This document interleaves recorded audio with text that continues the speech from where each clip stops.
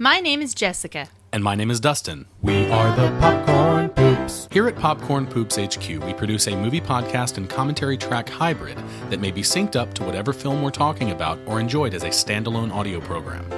Today we will be watching the 1999 film The Matrix, directed by Andy and Lana Wachowski. If you are syncing this recording up to the movie, go ahead and start the film and then press pause as soon as the Warner Brothers logo completely fades to black. It's time to start the movie. Syncers, press play at the beep after the countdown.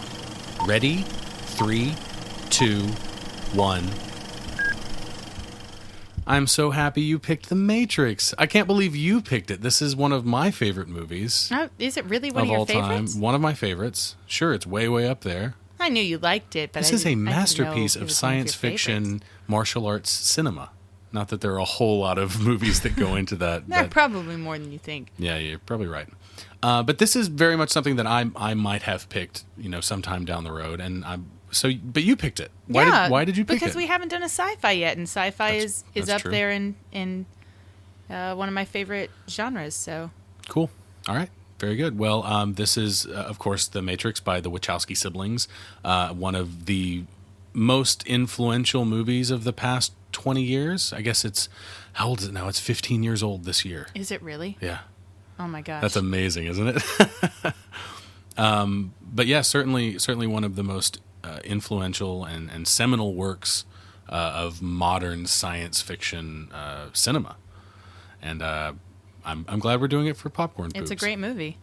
And it's super fun. So right now what we're seeing is the call being traced to Trinity's location. Right. And she was talking to, I guess, Cypher, one of the other characters, about... It sounded like Cypher. About and then very hazy terms. Makes sense, though, that the call is being traced because he's the one who's talking to her, and he's going to be our... And he becomes the bad Judas guy, character, if you will, yeah.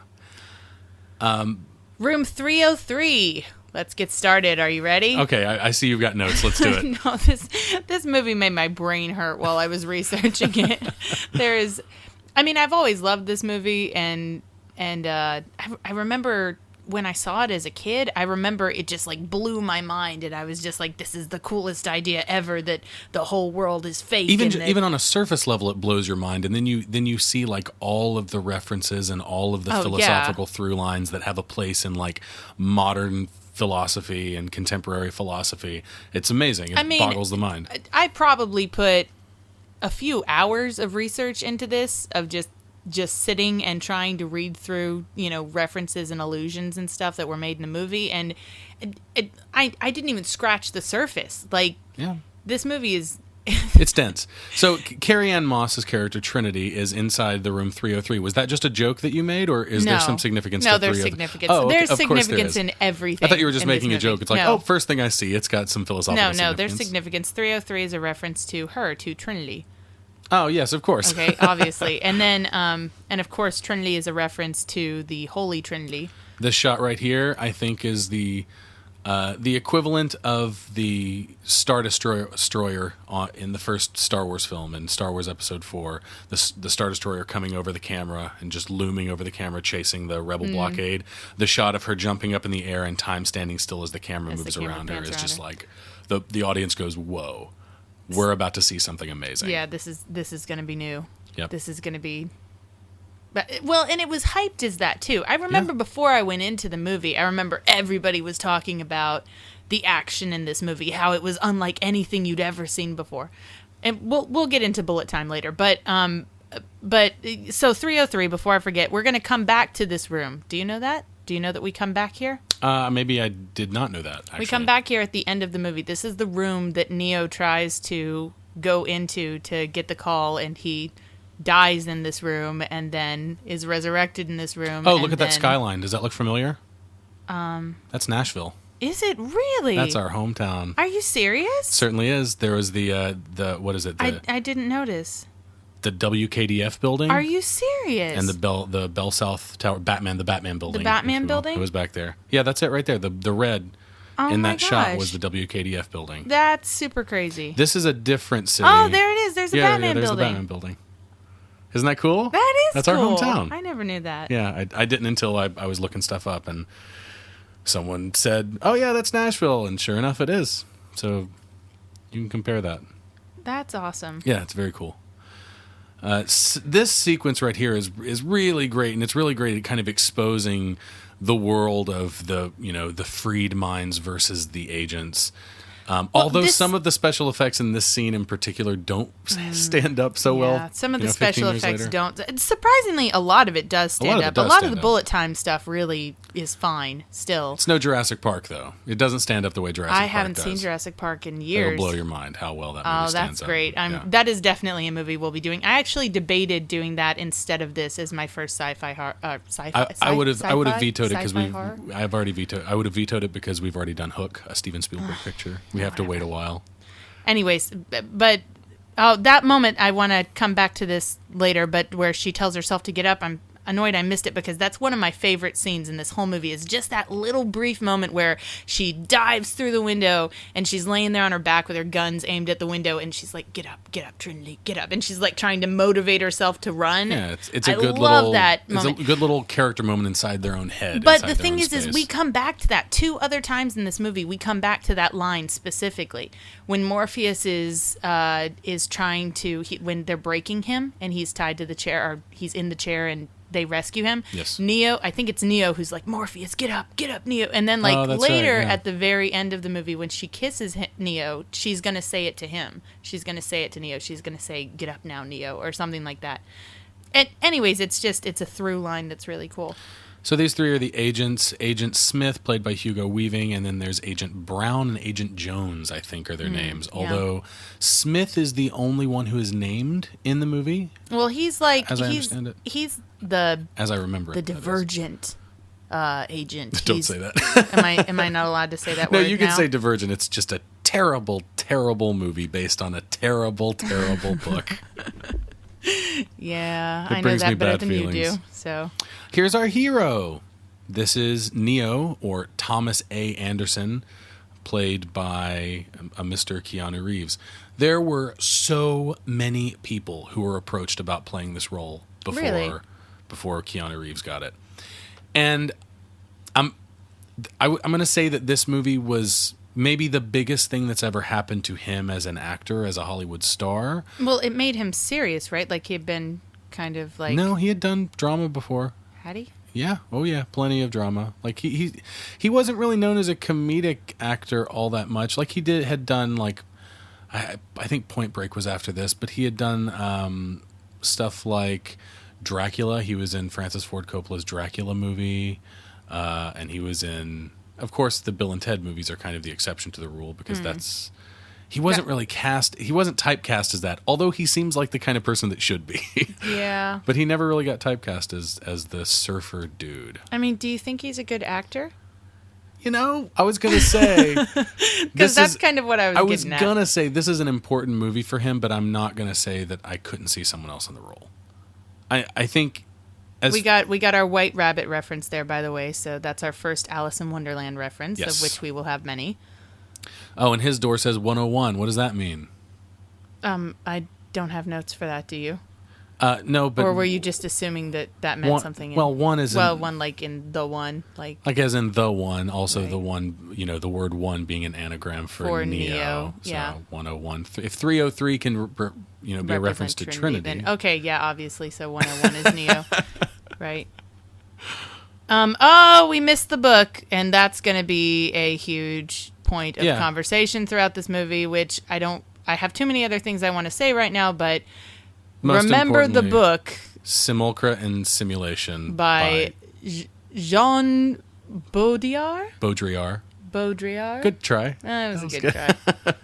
Yes, It's been a few years philosopher- since yes, Philosophy that's right. 101. French philosopher Jean Baudrillard, which was one of the 3 primary influences for the Matrix movie. I would say that What, for like the philosophy behind it? for the philosophy behind it, the ideology behind the entire movie, in a very macro sense, I would say that Simulacra and Simulation, as well as, of course, Alice in Wonderland. There are allusions to Alice in Wonderland, and then, of course, Plato's allegory of the cave, which is very, very much freshman philosophy 101. Right, yeah. Anyways, we'll go into that in more detail as the movie goes on because we'll have to. But first, I want to talk about one thing I love about the opening of this movie before we're too far away from it to justify talking about the opening. But I love how distinct this is in the way we get introduced to our fantasy world, where this movie opens with action in the fantasy world, not with the main character in the real world getting drawn into the fantasy world, which is what we're used to seeing, and is what, if you think about it, that's what you remember from this movie. You remember, Neo, and he gets sucked into the real world, which is, and the whole, or rather pulled out of the Matrix. But their real world is our fantasy world. That's for the audience, right? Yeah, we see the quote unquote real world, and it's like, oh, that's the science fiction and actually world. This does tie into a lot of they're flying around on a, it's not a spaceship, but it's a spaceship. Yeah, it's a hovercraft that's going through the underground tunnels of the earth. And I guess a lot of the point of this movie follows this pattern where both the audience and the characters in the movie are constantly at odds with what is the real world and what is the fantasy world. And right from the get-go, we're introduced to that idea with the characters. They're in our world, but they're fantasy characters. And anyways, I'm losing my train of thought here. Yes, I think you are. But also the opening sets up a lot of the rules for the Matrix, and a lot of thematically rules and breaking rules are big points throughout this movie. It sets up its motifs that it will use to build upon its central themes, and I think it does that really, really well. I love how this movie kind of plods along, and I love that it really does. It is, I think, kind of uniquely a film in the sense that it truly exhibits that 3-act structure of a film. Yeah, that's true. And the 3-act structure is not something that you commonly see actually in stage plays. Shakespeare's plays were mostly 5 acts, as I understand it. So the idea of a movie being, between 90 minutes and 120 minutes long. I think this movie is 2 hours and 14 or 2 hours and 15 minutes, something like that. And each third of the movie being somewhere between half an hour and 45 minutes, something like that. I think that this movie really exhibits that type of storytelling really, really insanely well, with the last third of the movie basically all taking place as an extension of one action set piece that will not end. Like, it's one huge action set piece that is just comprised of lots of little, encounters between characters. Yeah. And I think that it works very well like that. Man, these shots are so green. I know. This movie is so green. Everything is green. Now, we've talked about, we've gone into detail about our ideas of what green in movies, what the different types of green in movies are. Is this Reanimator green, or is this... No, this is Matrix green. Oh, Matrix green of course Matrix green, that's right. Reanimator green is like that... Is lighting. Is green lighting. That green filtered lime lighting. green, This glow. This is all, I believe, color corrected in post-production to have a green tint. Really? Yes. I believe that's the case. Because some of it's just too damn green. Yeah, to have really it green. been lit that way. So this movie really, we're in the scene with his office right now, where he gets the cell phone and the little FedEx package or whatever. And this movie, while I was rewatching it this time, I realized just how 90s this movie is, because the whole idea of the internet and cell phones is normal enough that, as normal viewers, as middle-class, everyday American citizens who are watching this movie, we watched it and we felt like, oh, yeah, I know people who have cell phones, and everybody's got the internet now, and cell phones and the internet were becoming normal at that point, but they were still a little bit new to us. Yes. And this movie relies so much on making cell phones and the internet cool. Yeah. And now when I watch it, technology's really sexy. I'm like, man, why are they using cell phones so much in this movie? The cell phone that he's using is an actual this was an actual model of cell phone, like with the spring-loaded mouthpiece or whatever in it. I mean, it's so big and clunky by today's standards that it's almost comical. But him picking up the phone and hitting it and that thing sliding down is just such a, But I mean, the distinction between cell phones and landlines is important in this movie. It's one of the rules. Oh yeah, they can be tracked when they're using a phone, and you can't connect to get out of the matrix unless you're on a landline, and it has to be a specific landline, I guess. Yep. But a cell phone can't get you out of the matrix, but you can still communicate with the cell phone. Like, there are specific rules about getting in and out of the matrix that revolve around having cell phones or landlines. And that's a thing where today it would be really silly to use something like that because, I mean, one problem would be trying to find enough landlines. So these phones were called, this is a Nokia brand phone, and the model is called a Stiletto. And it was produced only for a limited time and limited quantities, and only in Europe and Australia, which this movie was filmed in. This movie was filmed mostly in Sydney. Oh, okay. And kind of made Sydney a hub for this is filmmaking. an Australian-American film, Australian, right? Yes, that's right. Village, I think it's Village Roadshow Pictures is the Australian production company, and of course Warner Brothers is the American side. So it was a co-production between American and But Australian. even besides the cell phone stuff, the internet stuff, the way the internet is so important in this movie, and it's so like, being a hacker is a lifestyle, and there was a whole slew of 90s movies and 80s movies even about how hacking was super sexy, not the least of which was hackers. Like, and now when you think about hacking and stuff, you're like, oh, hackers. But they still do that shit in movies. They still do the shit they where do someone like sits in front of a screen and they're, sweating and they've got to pound out lines of code as fast as they can. When the reality of hacking is you have a tool that you open up and you press start and you walk away and get coffee and you come back and you go, oh, it worked.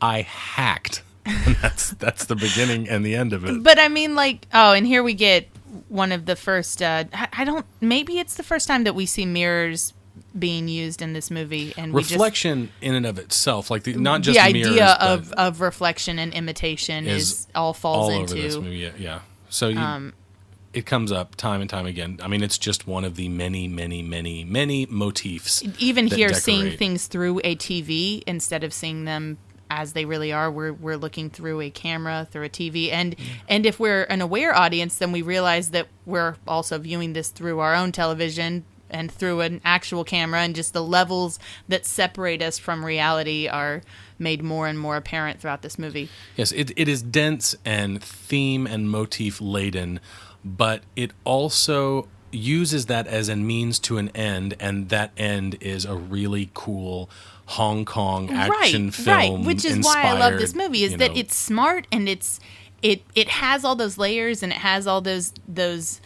more inaccessible things to the average viewer who just sits down with some popcorn and just wants to watch a movie. But it still is so fun. Like, if I want to sit down and turn off my brain while I watch this movie, then I totally can. And I can just sit there and be thrilled at how fun it is and how cool it is when they come in with all the guns and go through the security and blow everything up. And it's pure escapism. Yeah. Like, this, to me, is the epitome of an escapism movie. Like, because we really vilify the real world. Yeah, I mean, yeah, sure. And we leave it. We've made it not a great place to be. But it's. I mean, we say that, but I think that that's what makes Cypher as a character so interesting, is that he sees the beauty in the real world, living in ignorance in the real world. He sees the comfort and, the kind of blind comfort in that. But the Wachowskis themselves even said that if they were given the opportunity to choose between Morpheus's red pill or blue pill, they would choose the blue pill. The Wachowskis themselves would side with Cypher on his, now when Cypher goes nuts and just starts killing kind of indiscriminately. Right, yeah. We have some. At the end, I don't know exactly why he's doing it that way, but he is. Well, he gets like a vengeance bug up his ass, and he starts, I guess Morpheus he starts talking about me, how, he lied to me, and Papa Morpheus trying to be the boss of everybody and Yeah. that kind of shit. Yeah, so he's kind of got a chip on his shoulder, but I don't think that comes through as clearly and as cogently as his basic argument, which is, he's sitting there across from Agent Smith eating a steak, and he says, if I know that this is just a series of electrical signals that are tickling my brain, and through years and years of doing this, I've learned that ignorance is bliss, and that's poignant, that's real, and I really love that. And I would like to say that of course I would take the red pill, and Well, he has good motivation for our, he has our great villain, motivation. for our antagonist. he I has guess. really, really great motivation. Yeah, because we can understand it. However, though, you say you don't know which pill you'd take, and you say you relate to him, but for me, there's no question. Like, I'd like to say I'd take the red pill. Which one would you take? of course I'd take the red pill. You're crazy. Okay, I would like to say that I would, but at the same time, I wouldn't know the difference. I don't know. It's Right, you wouldn't know the difference, but if you got to the point where you were being offered the pills, if you got to the point where, like, okay, so we're in the scene where Agent the Smith interrogation has, room. which this is the moment also when this movie sort of lets us know that it's also a little bit of a horror movie, that we've got some horror elements in it. That's certainly I mean, the mouth closing over with skin, oh gosh, it bothered me so much when I was a kid. That belongs in a Cronenberg movie. It really does. Yeah. And then the bug that they're going to put in his belly button. There's some it's body so horror awful. here. There's definitely some body horror here. I think this is as far as the body horror goes, though. Like the stuff that they do to him right now, there's nothing else in the movie that comes close to that. Well, when they suck out the bug out of his belly button. when they suck it out, I think as close as you get is this, watching and imagining the sensation of being plugged in and being in that unplugged. pod too. Yeah, there is And a bit having of that stuff doesn't in he there. rip a tube out of his throat and He all that does. stuff? Yeah, that's pretty awful. No, you're right. There's definitely some body horror in this. We have Neo waking up here for let's see. This is the third time in 20 plus minutes that Neo has woken up, that a scene has started with Neo waking up. Huh. Do you think we have some symbolism there? I don't know. What do you think? I tried to count as I was watching this, but I got confused as to whether or not I was counting waking up when he's unplugged from the Matrix or not too. I But think it's more. It's like it's written in the 10 trivia times or something. It's written in the trivia on IMDb, and I think the trivia only says he wakes up like 8 or 9 times. Well, something then like that's that. maybe not counting all the times that he wakes up from being plugged in. Sure. I don't know. Anyways, it's a lot of times. And obviously it's a connection to him waking up to his true identity and to So the not reality of he's on the phone reality. with Morpheus right now, who is expressing to Neo that the agents don't understand who he is. Like, yes, they captured him because Trinity made contact and the agents were following that exchange. So he thinks that Neo may have some information for the agents that would lead them to Morpheus. However, they don't know what Morpheus thinks he knows about Neo being the one who can control the Matrix at his leisure, if you will. So She's going to call him she did call him a copper top here. So I think she's going to. I don't know if she said it yet, but yes, the character of Switch is supposed to. It does call him a copper top right there, which refers to what the humans' real purpose is in the real world as basically energy sources for the sentient machines, the super advanced artificially intelligent robots that have defeated mankind and subdued them into positions of ultimate servitude. I mean, they never escape those pods they're in, ostensibly, right? the people, no, I question lives. that though, that sometimes I think people do escape. Sometimes, or maybe not escape, but they wake up and it's not because of a red pill, that they just accidentally do. Because when you think about it, when Neo wakes up after he takes the red pill, when the machine comes over and looks at him and he gets unplugged from everything, it's really systematic. It's really like the machine doesn't freak out and not know what to do or try to kill him or anything. It just flushes him this down. one woke up, go kill it. Yeah, and so let it I die. got the impression, actually, that scene is one of the most disturbing to me in the whole movie, because I always think about what what happens to people who don't have a hovercraft who's right there to pick them up? Like someone who wakes up and has no idea that they were in a parallel reality, and they wake up like a regular person, like you or me. You just wake up all of a sudden and you're in that place, and you just get flushed down into the sewer system and you drown. Die. How? Oh, that's awful. It's so terrible to think about. I think that water that he falls into, I think that might be the liquefied remains of all of the other humans that have died down there that Morpheus says are fed intravenously. So that's even more disgusting and terrifying. To new infants. And obviously you can't swim because you've never used your muscles before. So Morpheus and Switch have just taken the bug that the agents placed into Neo out of Neo in a really gross scene that's amazing, and now they're inside this derelict apartment building where Neo's about to meet Morpheus for the first time face to face, and Morpheus is going to say, "Hey man, do you want to come with us and do this cool adventure stuff and be?" He's going to make some more Alice in Wonderland references. Be the savior of the world, or do you want to go back to your life of mundanity and all the terrible things that come with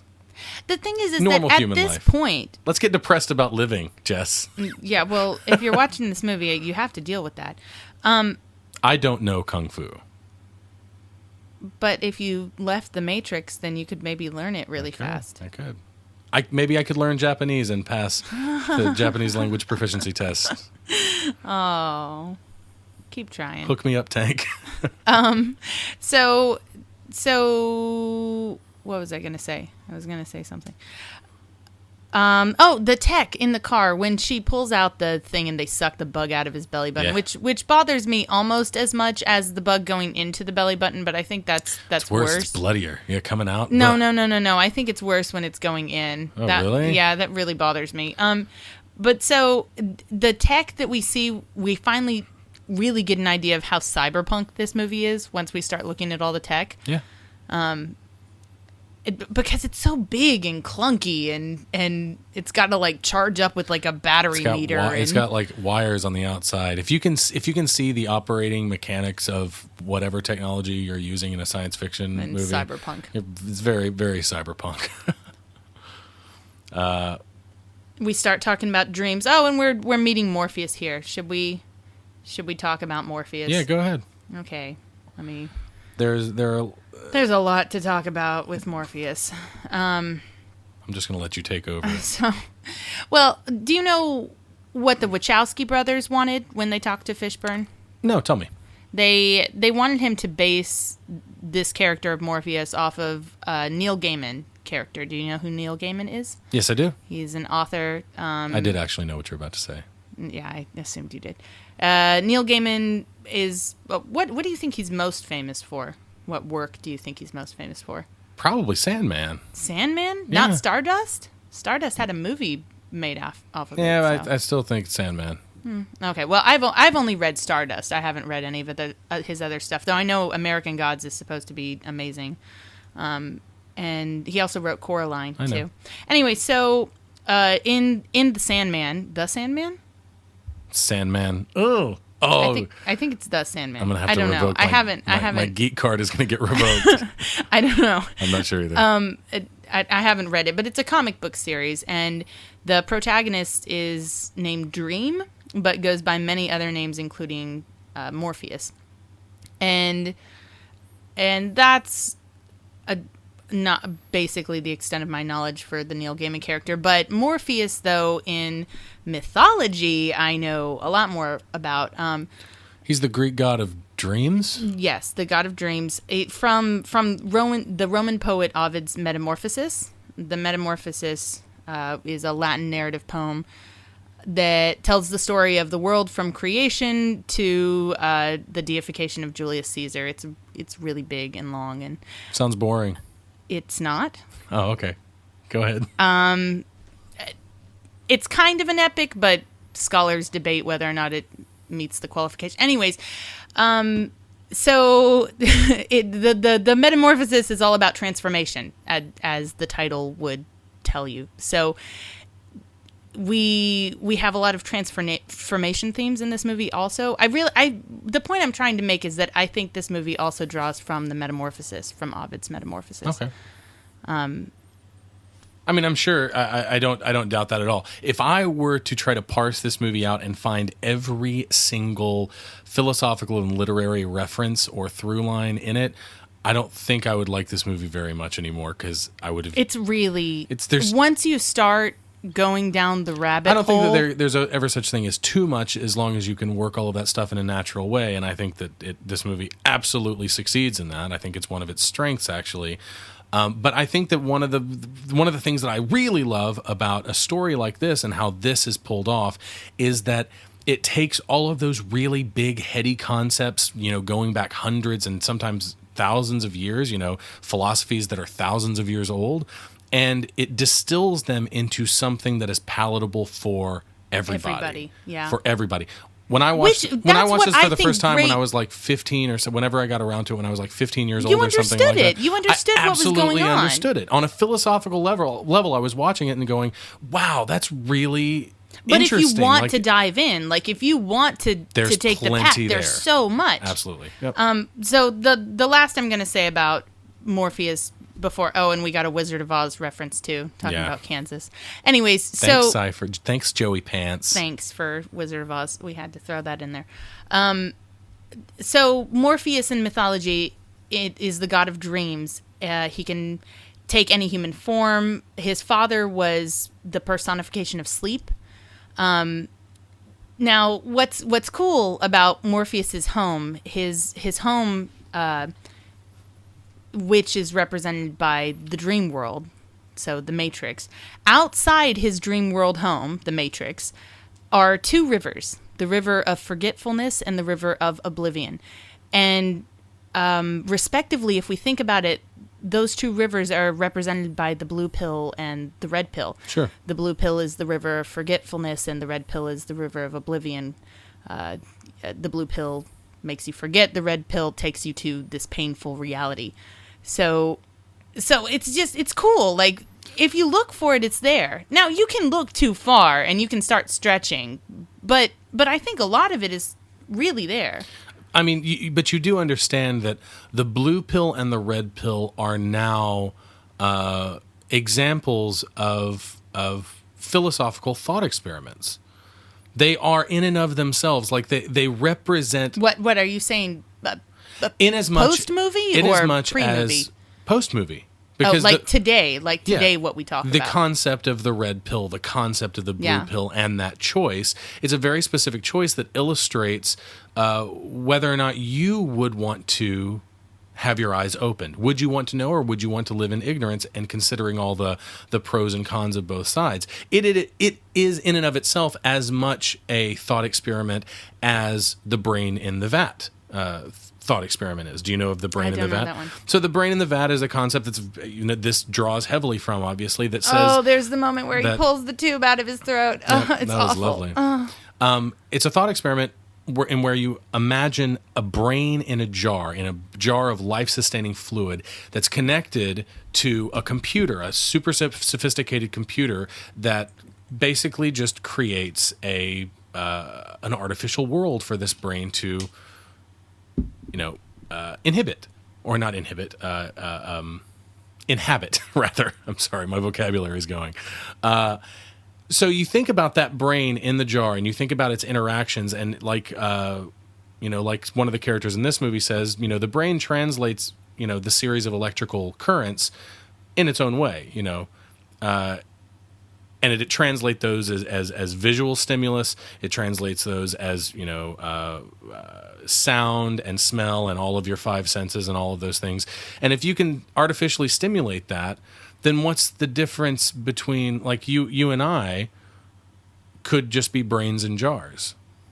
We have no idea. We could just be brains in jars interacting with a super sophisticated computer. Like that was the old thought experiment. This movie comes along, taking from that, and it introduces the concept of choice in the red pill and the blue pill. Yeah. That's a brand new thought experiment based on that prior thought experiment. And I think that's what's amazing about this movie is that it has introduce new concepts to the world of philosophy while Yeah. and like any good science, it takes from what came before and makes something new. And that's great. We're 15 years out from this movie, and if you bring up red pill, blue pill in a conversation people just know what like you're that, talking they know about. exactly what you're talking about. And I mean, it did. This movie affected way more than just the world of science fiction and the world of film going. It really did. It brought modern philosophy into the mainstream. I mean, really, who knew about like the illusion that's made? We're going to talk about it soon. To which philosopher? To Baudrillard. Oh, yes. Who knew about the simulacra and simulation? I mean, people did. Like, well, of course they did, but we're talking like everybody here. Right. And this was brought to everybody.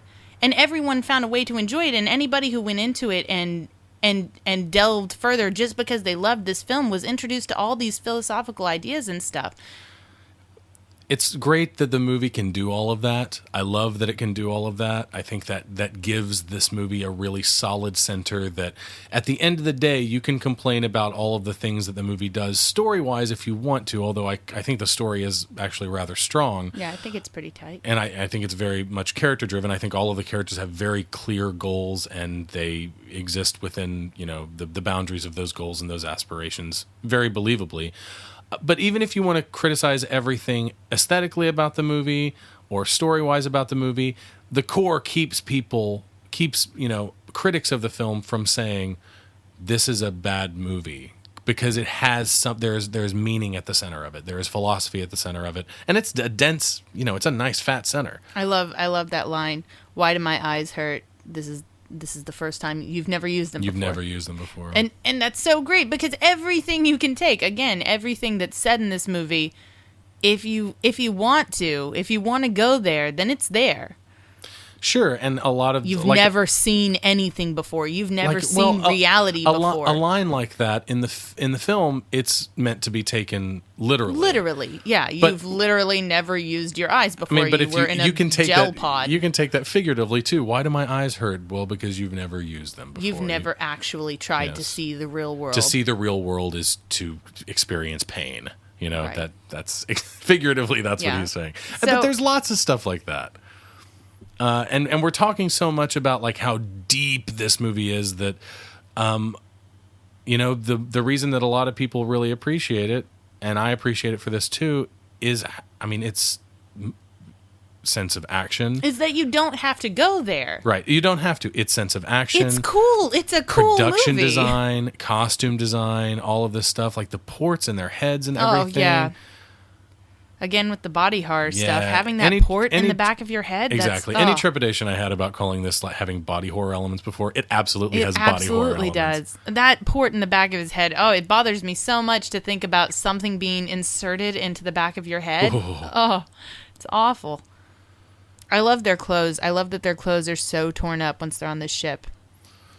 So they're, Morpheus just said that the year is actually closer to 2199 than it is to 1999. I wonder if that's a reference to Space Battleship Yamato, because that's when that series was supposed to take place. I've never seen that or read it. It's really great. I know you have.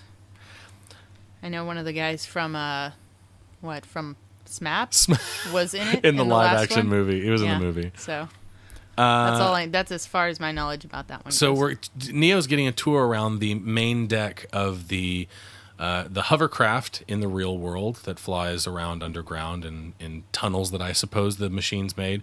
And this ship is called the Nebuchadnezzar. Do you know Nebuchadnezzar? Of course I do. All right, well, tell me about Nebuchadnezzar. So this is where, it's not the first time we really got into this. We missed a lot of it in the movie already, but where all our Bible references start, and there are about a gajillion of them. Well, they've started before, like the idea that.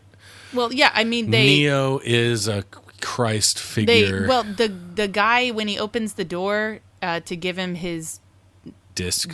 He calls him his savior. Yeah, he says, "You're my own personal Jesus Christ." Yeah. So we start off really early and we just keep going. But the ship, Nebuchadnezzar, the second of Babylon from the Book of Daniel. He was a king. The dedication plaque that we just saw a second ago, we walked by it. It says, Mark III, number 11, made in the USA, year 2069. In the Bible, Mark 3:11 reads, "Whenever the impure spirits saw him, they fell down before him and shouted, 'You are the Son of God.'"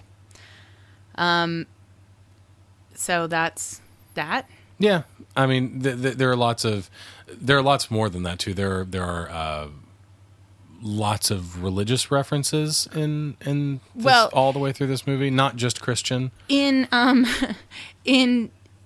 Reloaded, which the sequel, the far inferior sequels, yes. but what it's been a while since I've seen it. The second one's Reloaded, right? Second one's Reloaded. The last one's Revolutions. Yeah, I recall, it's been years since I've seen the sequels, but I recall not really loving them as much as I love this movie. No, they're not nearly as good. But in Reloaded, they just took all these subtle insinuations, and granted, some of the insinuations here are not very subtle, but they took all of them and they just went nuts in Reloaded, and they just put Bible everywhere. And like everybody's license plate is a quote from the Bible. Trinity's license plate DA203 is Daniel 2:3, is from a dream, is from the same, it's from the same quote that Morpheus uses in another scene when his ship is destroyed. When the Nebuchadnezzar is destroyed, he quotes from Daniel chapter 2, and he says something like, "I dreamed a dream, but now that dream is gone from me." And that's from Daniel chapter 2. Her license That's from plate, Reloaded? yes. I don't remember that at all. When the ship gets destroyed, Okay. when he watches his ship destroyed. Nebuchadnezzar says that. It's a line that Nebuchadnezzar in the Bible Right. says as the ship Nebuchadnezzar is being destroyed. Morpheus quotes from that passage in the Bible. Anyways, and Trinity's license plate also references that passage around there. They just go on and on. I think people try way too hard to find stuff, though. I think that once you get into it and you start looking, you just kind of get obsessed and you start stretching. We talked about this when we did Totoro. We did. We talked about it. There is kind of a, I guess I've come to call it the conspiracy theorist mentality. It's confirmation bias is what it is. But yeah, confirmation bias, where you look at something, and I think you can certainly critique art this way, any kind of art, and say, oh, well, I definitely see this thing in it that may be super far-fetched and not supported by very much, but if I can find a couple of little things that support it, that's good enough for me. Like, I mean, there's a lot of stuff in here that when you find those things and you find them, you have convinced yourself so utterly that it's irrefutable. You've absolutely found irrefutable evidence of your ridiculous theory about what something means in a piece of art. Okay, for instance, comparing Cypher, it's saying that he's an allusion to Judas, right? Yes. I can buy that. I can buy that Morpheus is an allusion to, like, John the Baptist, or at times to, like, the father figure, to God, that obviously Trinity represents something because she's Trinity. She's the love interest. Didn't you know that? Yeah. Does that bother you at all? That's something I wanted to ask about, because I don't like the love interest in this movie. I don't like the love kind angle. of hate it in Reloaded and I think and Revolution. I think it is the one thing in this movie that really stands out, and being good. It culminates as the most out of place thing in this movie. Yeah, she gives him the Sleeping Beauty kiss. Yeah, the Sleeping Beauty kiss, which It's really dumb. certainly there's someone out there who would argue that it has, symbolic and thematic weight within this story, and that's fine, but I feel like I have to stretch my suspension of disbelief farther with that than anything else in this movie. Yeah. Well, I don't, because I think the rest of the movie they're in love. It supports itself. I don't buy that they're in love either. Maybe I've just spent too long watching movies that are all like 3 hours long, but I just don't feel like they've developed anything between we don't see it. How could they have possibly He developed spent a all relationship? his time training inside a machine. Yeah, you don't see any of that. There is no development of their relationship. You just have to believe that she's in love with him. And we just have to believe that, they're hanging out behind the scenes, like when we're not watching them. Why not? Well, in Reloaded, we get a nice sex scene, a nice weird. Oh, do sex, we? Yeah. I guess I've blocked all of that out of my memory.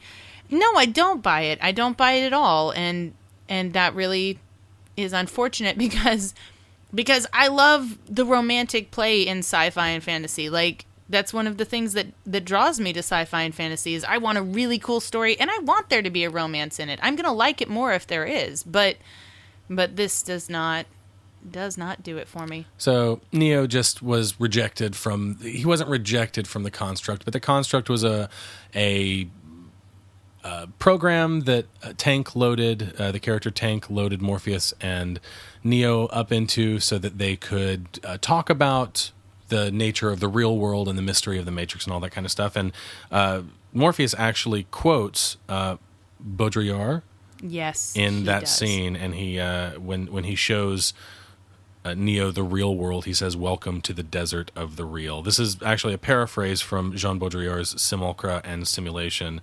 That it was in the book earlier in the movie where he keeps all the discs. Yeah, the one that we saw that was open to the chapter on nihilism. But it comes from the quote, "It is the real and not the map, whose vestiges persist here and there in the deserts that are no longer those of the Empire, but ours, the desert of the real itself." Now, what's going on there is it's an analogy that Baudrillard is making that's derived from a fable.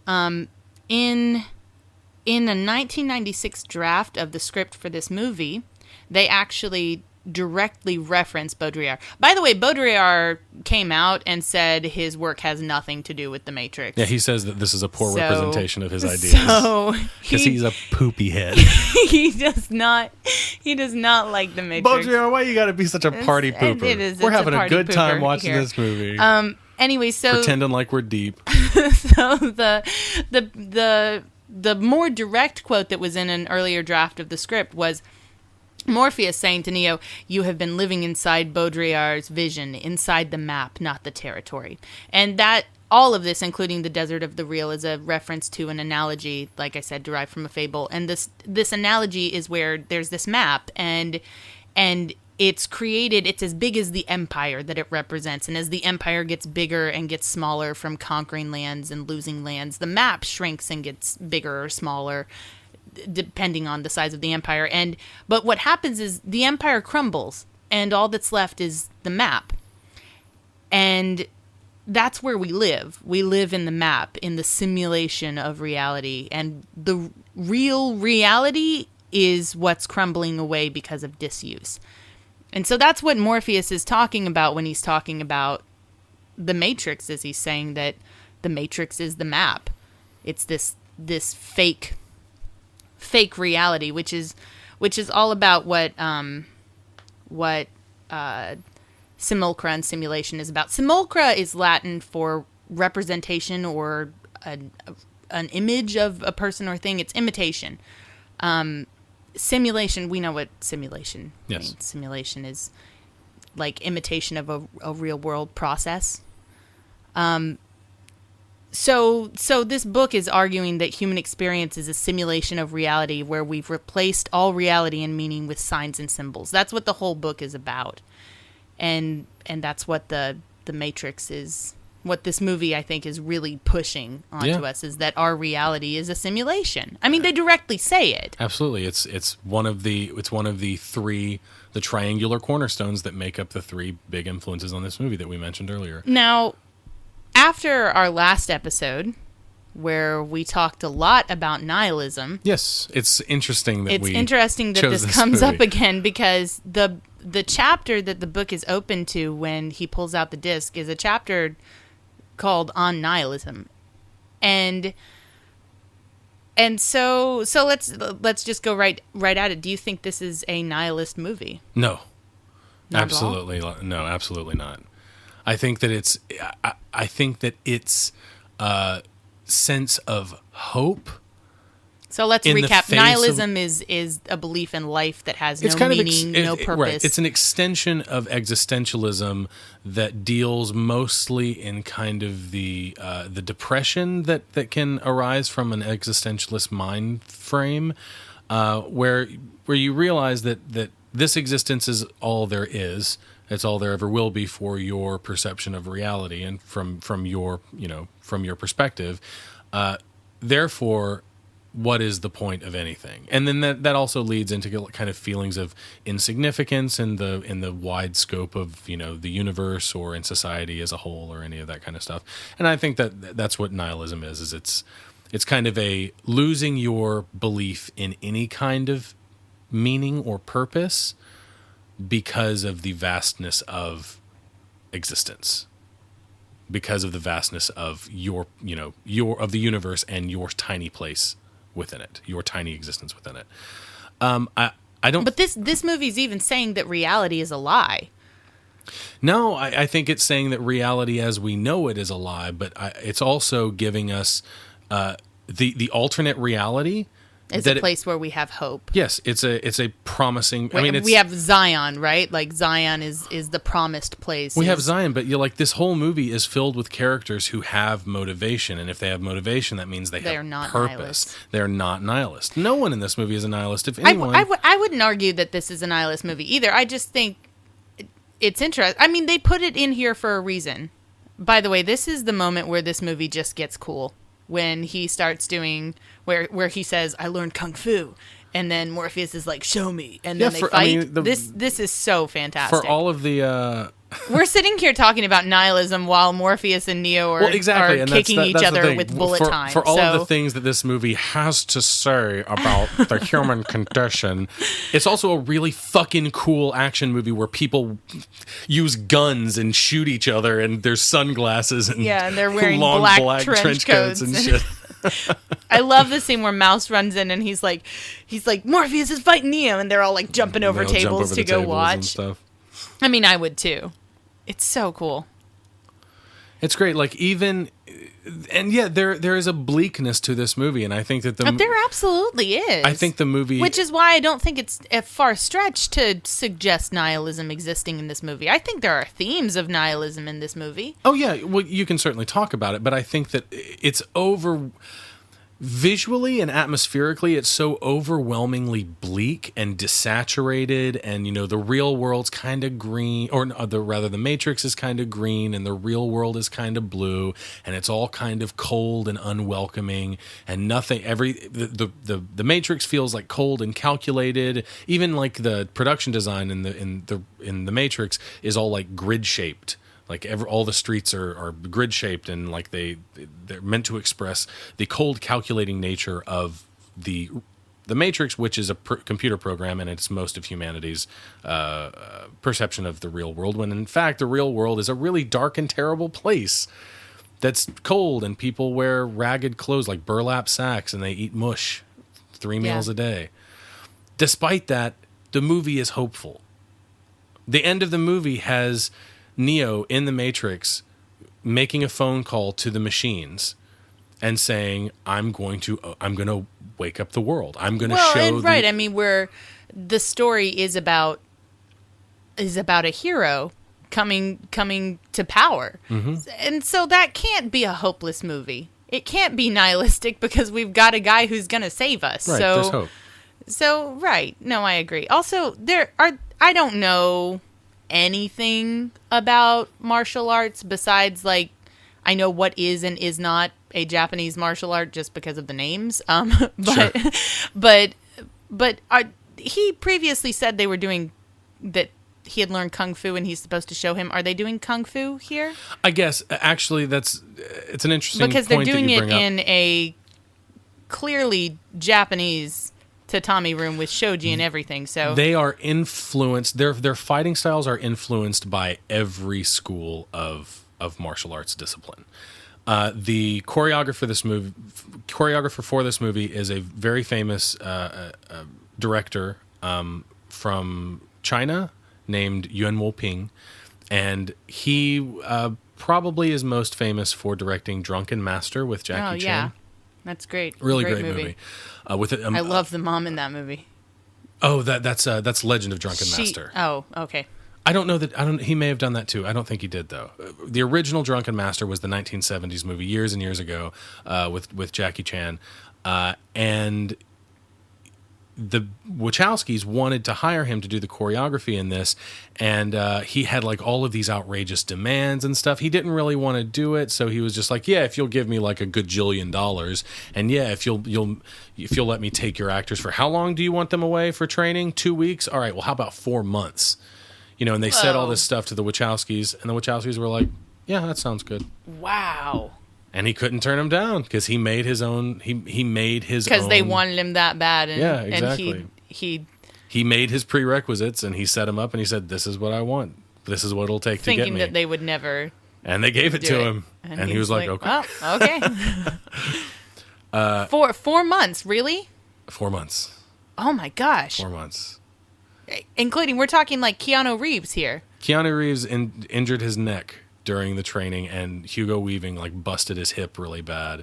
So the two, the main protagonist and the main antagonist in this movie were both injured because they had to learn real martial arts. Exactly. So, but Yuen Woo-ping, in interviews, he's talked about how each character fights based on their own strengths. No wonder it's so good. They put so much effort into it. Yeah. Of course, it has to be. I think that's so cool. I think Neo's fighting style is a blend based on his diligence. And I think they said that I think Yuen Woo-ping says that Morpheus is based on resilience. Agent Smith is based on precision. That makes sense. And Trinity is based on grace. Okay. On feminine grace, of course, I guess. Is she a depiction of feminine grace? I guess. Do you think that actually goes with her character? Like, because I don't think it does. This movie could totally, and it has been, this movie has absolutely been lumped in with there's a whole name for it now. I think it's the white savior protagonist, where a white man saves people of color from their problems.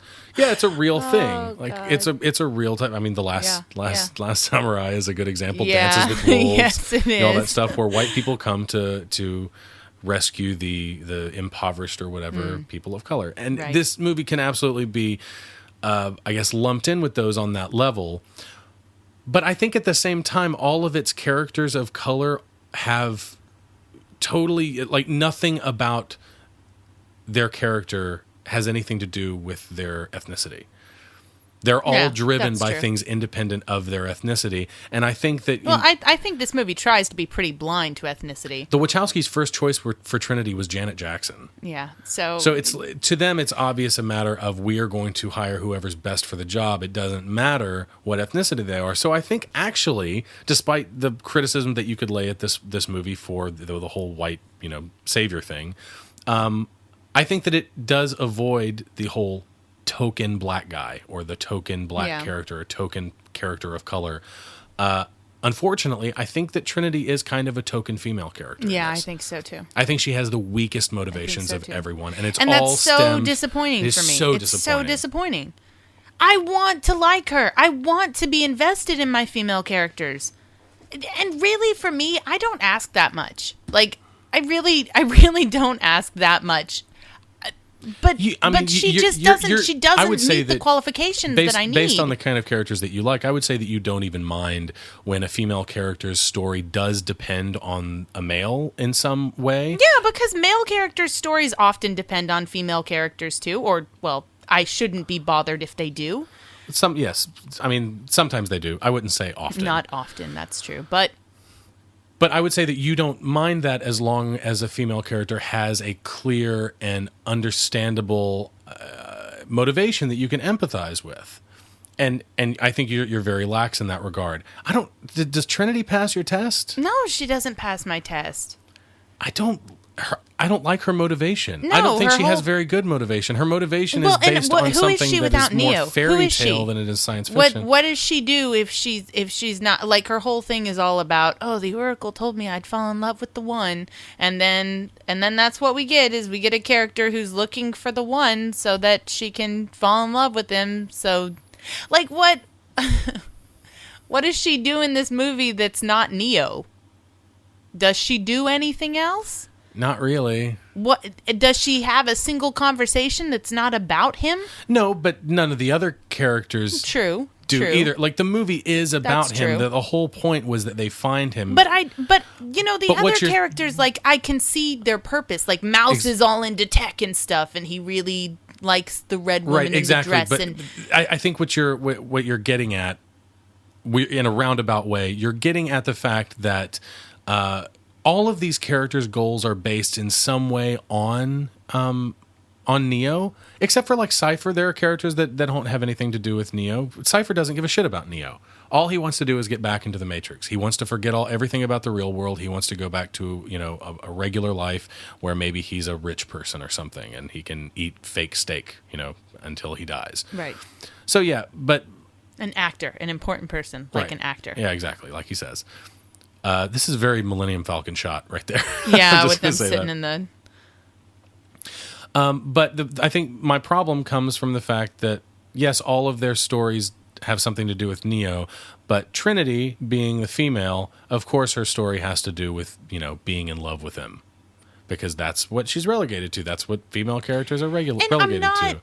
The thing That's is her that, entire motivation is just but like... I don't think she has any characterization, though. Like, that's... Well, okay, so she's kind of deadpan. She's played kind of like deadpan and, badass and quiet and what... But why? Why does she act just because she's been in this world and it's a tough world? jaded. Or right? Like, what... They're... Tank and Dozer have each other. They're brothers and brotherly love and whatever. They do for a while, anyway. Until he dies. Dozer! No, Dozer! Now does... I don't know. But I don't she mind. doesn't I pass don't her mind test. the. I don't mind the love story. I like the love story. I want there to be a love story, and the whole thing with the Oracle's prophecy. Though, however, I will say the way they deal with it in dialogue, the way she more than once, I believe it's 2 times that she's addressed with questions about what prophecy the Oracle gave her, and she just stops talking, and she's like, "What did the Oracle say?" She said. And then she just doesn't talk, or whatever the line is exactly. Yeah. She just completely stops talking in the middle. But then the scene just goes on as though she didn't just stop in the middle. They arrive. She pauses. It's and then, really awkward. And more, yeah, it's kind of awkward. And it happens again, and then so it's building up to this whole thing, and then the delivery of it.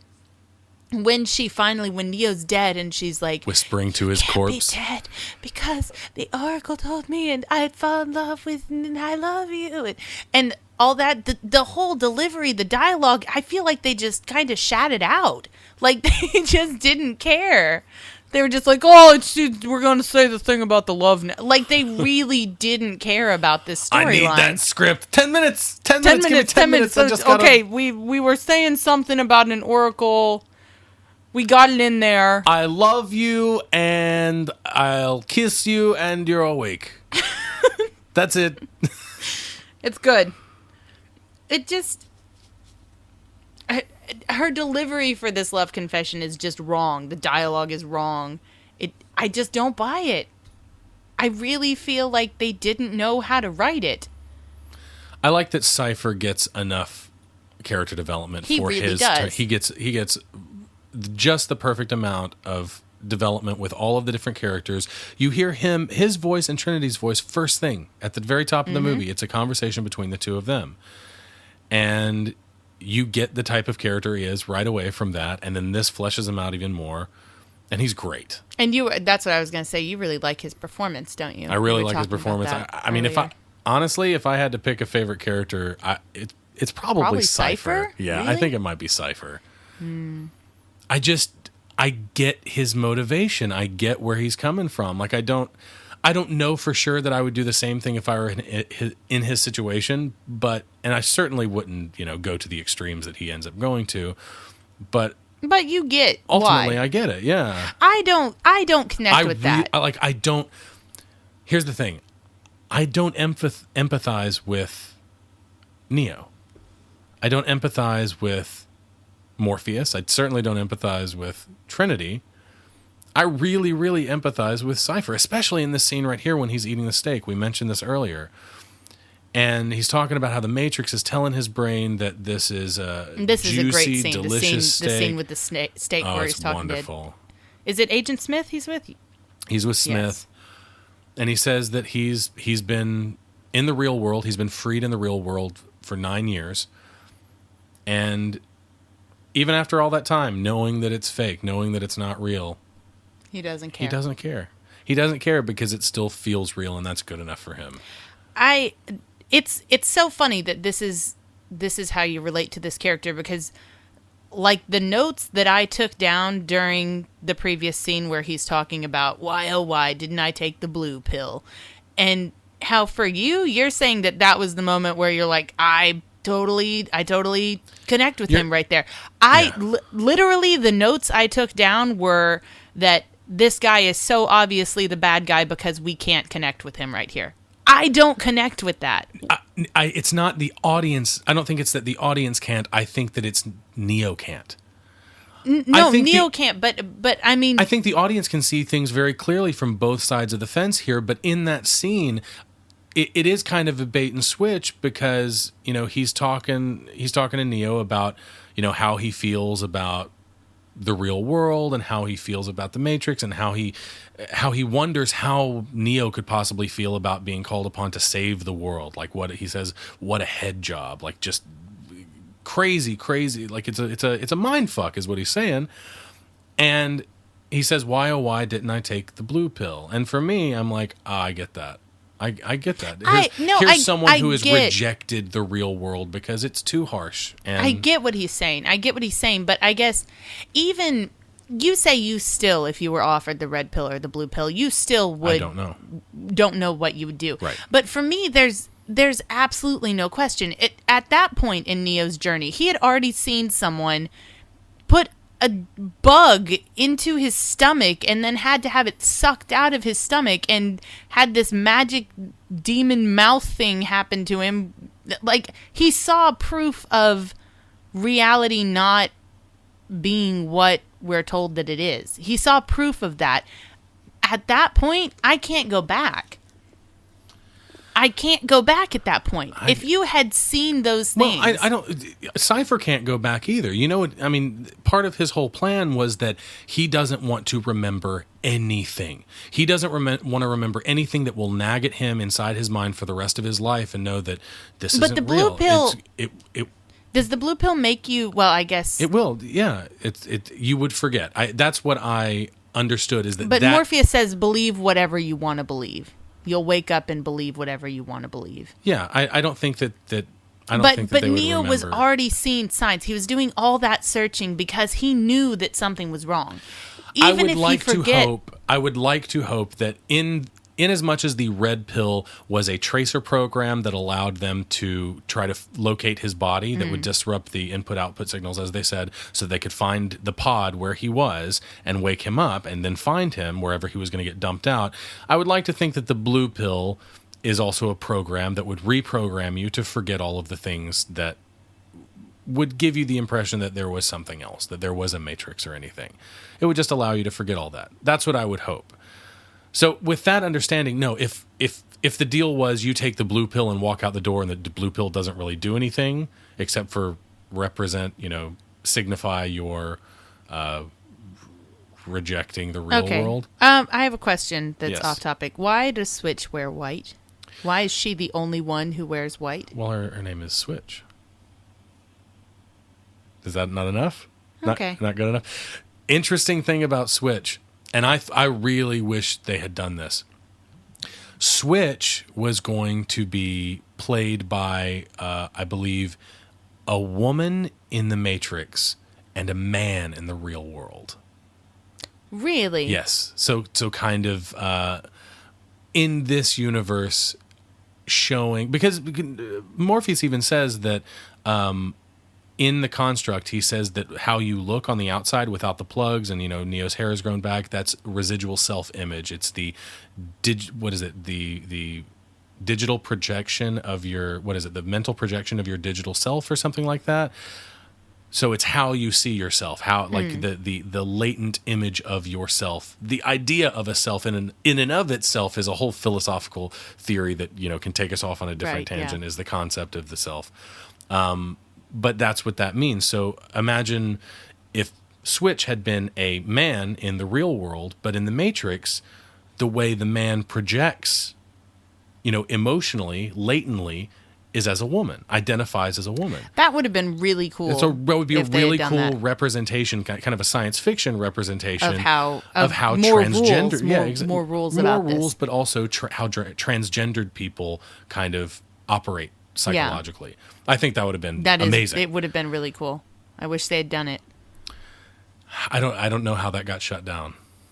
Well, I mean, I think probably by the fear that people would be confused. That they wouldn't, maybe they wouldn't be able to, because you're essentially introducing. My knee-jerk reaction is, we weren't progressive enough back then. It's bigotry or hatred, right? Or some That kind is of the shit. knee-jerk reaction, and I'm sure, unfortunately, that probably was part of it. But I bet more of it, hopefully, the more of it side was just that they worried that Switch isn't a main character. She's one of the characters that we get the least information about, actually, and to make that character have two physical representations would probably create some confusion.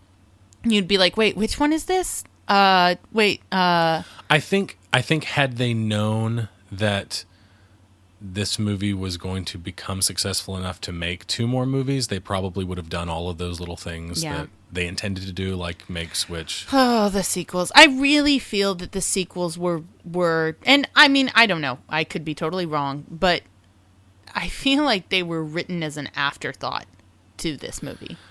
Yeah, maybe. It's kind of the way I feel about the prequels in Star Wars, where it's like, well, we made this one and it was really successful, so now we're going to write all this other stuff and say that it ties in when I don't really feel like it does. I've only certainly when I was a kid and I watched this, or the first several times that I watched this, I didn't really think about the philosophy aspect or the symbolism or all of the metaphor all of that much. I didn't think about it thematically all that much. I just kind of enjoyed it as a philosopher at 15 years old? No, not a very good one anyway. And I haven't, since then, of course, I've watched this with a more, I guess, analytical eye.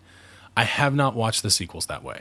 I don't think I've watched the sequels since the first time I saw them. I think I theaters. saw them in theaters, and I saw them once on home video. I don't think I've seen them since I first saw them. I need to go back and watch them now that I've. Like, I remember things about them that make me want to laugh and say, how big and dumb and silly. Like the final fight between Neo and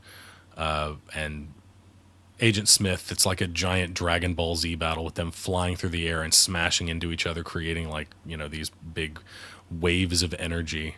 So it's ridiculous. So we are in the Oracle's house in her apartment right now, and we've got all the kids in there.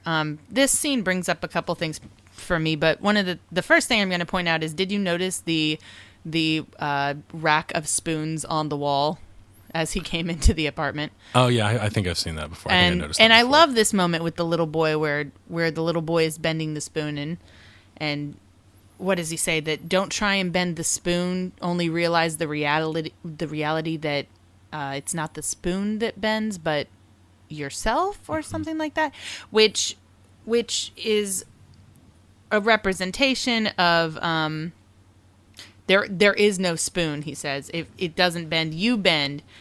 Or in other words, we're breaking the rules again. It's like I said, I really feel like there's a lot thematically in here about Neo breaking the rules. I mean, think about the agent stuff. Of course, that's part of what the One is. Right, the One is the one who can break the rules of the Matrix and do the things. But even the representation of that, even with the rules about the agents, they say if you see an agent, you run, you hide, you don't try and fight it. And eventually his turning point, when he starts to believe, he starts breaking those rules and he tries to fight an agent.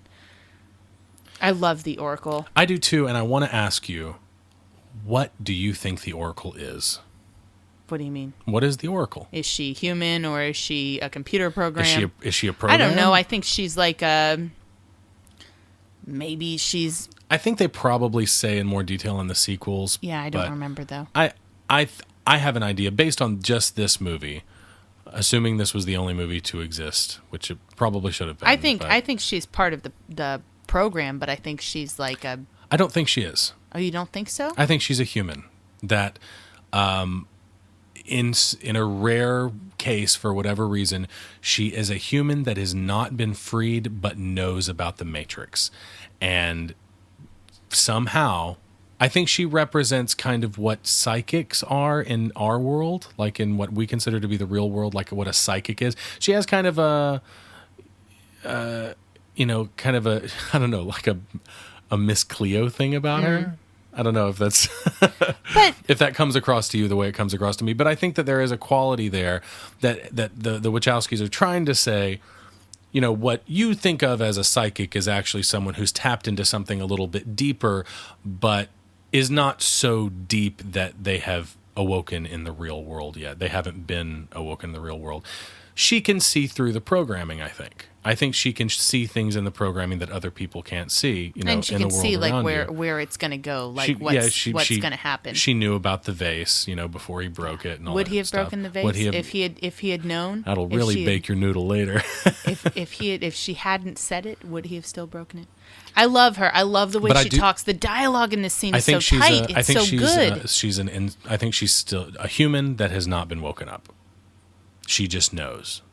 She can read the surroundings, and I don't think she wants to get woken up. What would happen if the Oracle was woken up? Would she have those same abilities in the real world?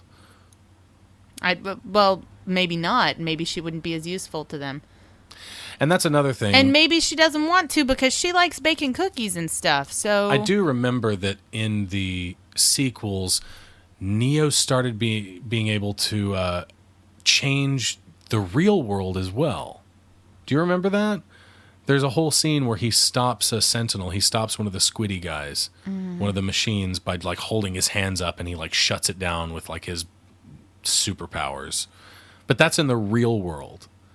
Yeah, it kind of breaks the illusion, huh? It does. It does a little bit. That's why I'm saying I really feel like the sequels were a good writing. In good writing, at the very end of the story, you should be able to see little threads that were there all the way from the first opening sentences that just followed through the whole thing, and it just ties all together. And when stuff feels like it was put in as an afterthought and it makes references to the earlier stuff, it's like it's backwards. It's backwards from the way you're supposed to write, where things from the beginning show up later because they were always going to show up later, because that was the point of them existing in the first place. And when you just create things like all the Bible references in the sequels, I feel like they're just trying to imitate threads that started in this movie, but they just go too far with them. I don't know. Anyway, one of the things that I was thinking about, and I think that this is a very fan theory kind of thing to bring up, and I'm sure that it's out there, that maybe Neo, like I know that the way the Wachowskis imagine this, Neo is the one. He is the one. All of the stuff that Morpheus believes, just, you know, even though the Oracle says otherwise, the Oracle doesn't tell him exactly the truth.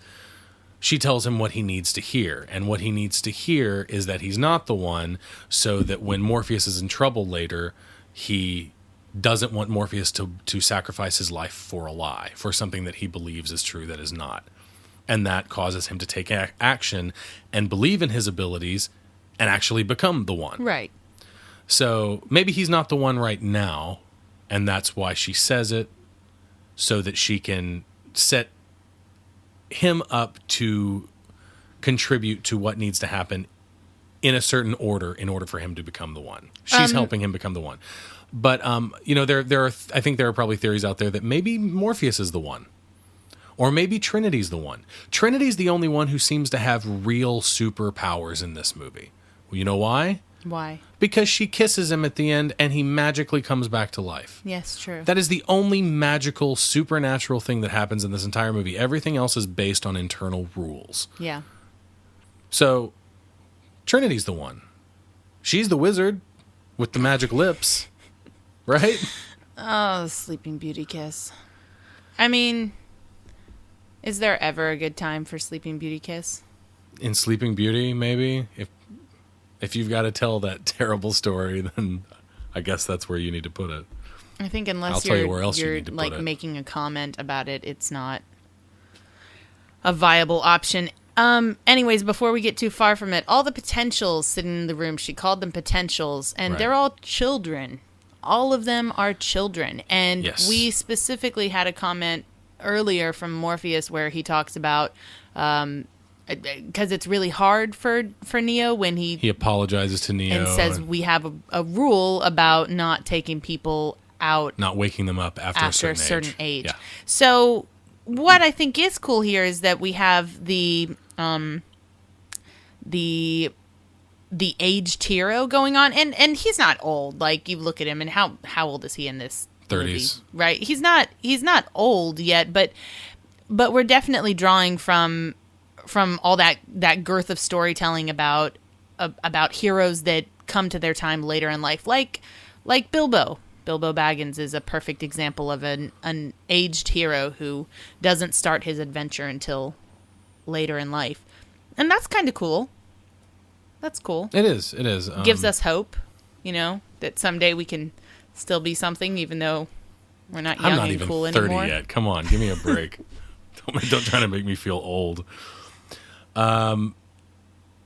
I like this sequence right here. This is basically we've gotten into the last third of the movie because all of the stuff that's happening here, what with Cypher has betrayed them so that he can get back into the Matrix and forget everything about the real world, and we've talked about his motivations, quite a bit.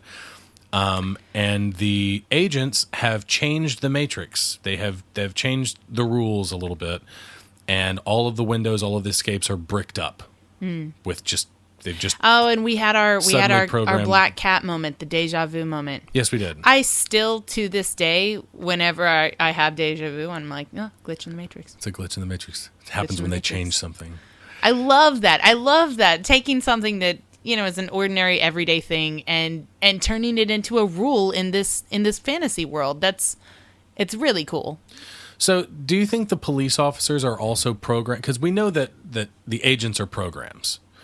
No, I don't think the police officers are programs. You think the police officers are I just think they're just free normal people, Yeah. which is or why or people who haven't been freed yet. I think that's why it's kind of messed up in the later scenes where, especially the one where they go into the building where Morpheus is being held hostage. And I mean, the coolest scene in the movie, don't get me wrong. Yes, but they murder They those murder guys. those They people. straight up murder those people. And that's why, again, this is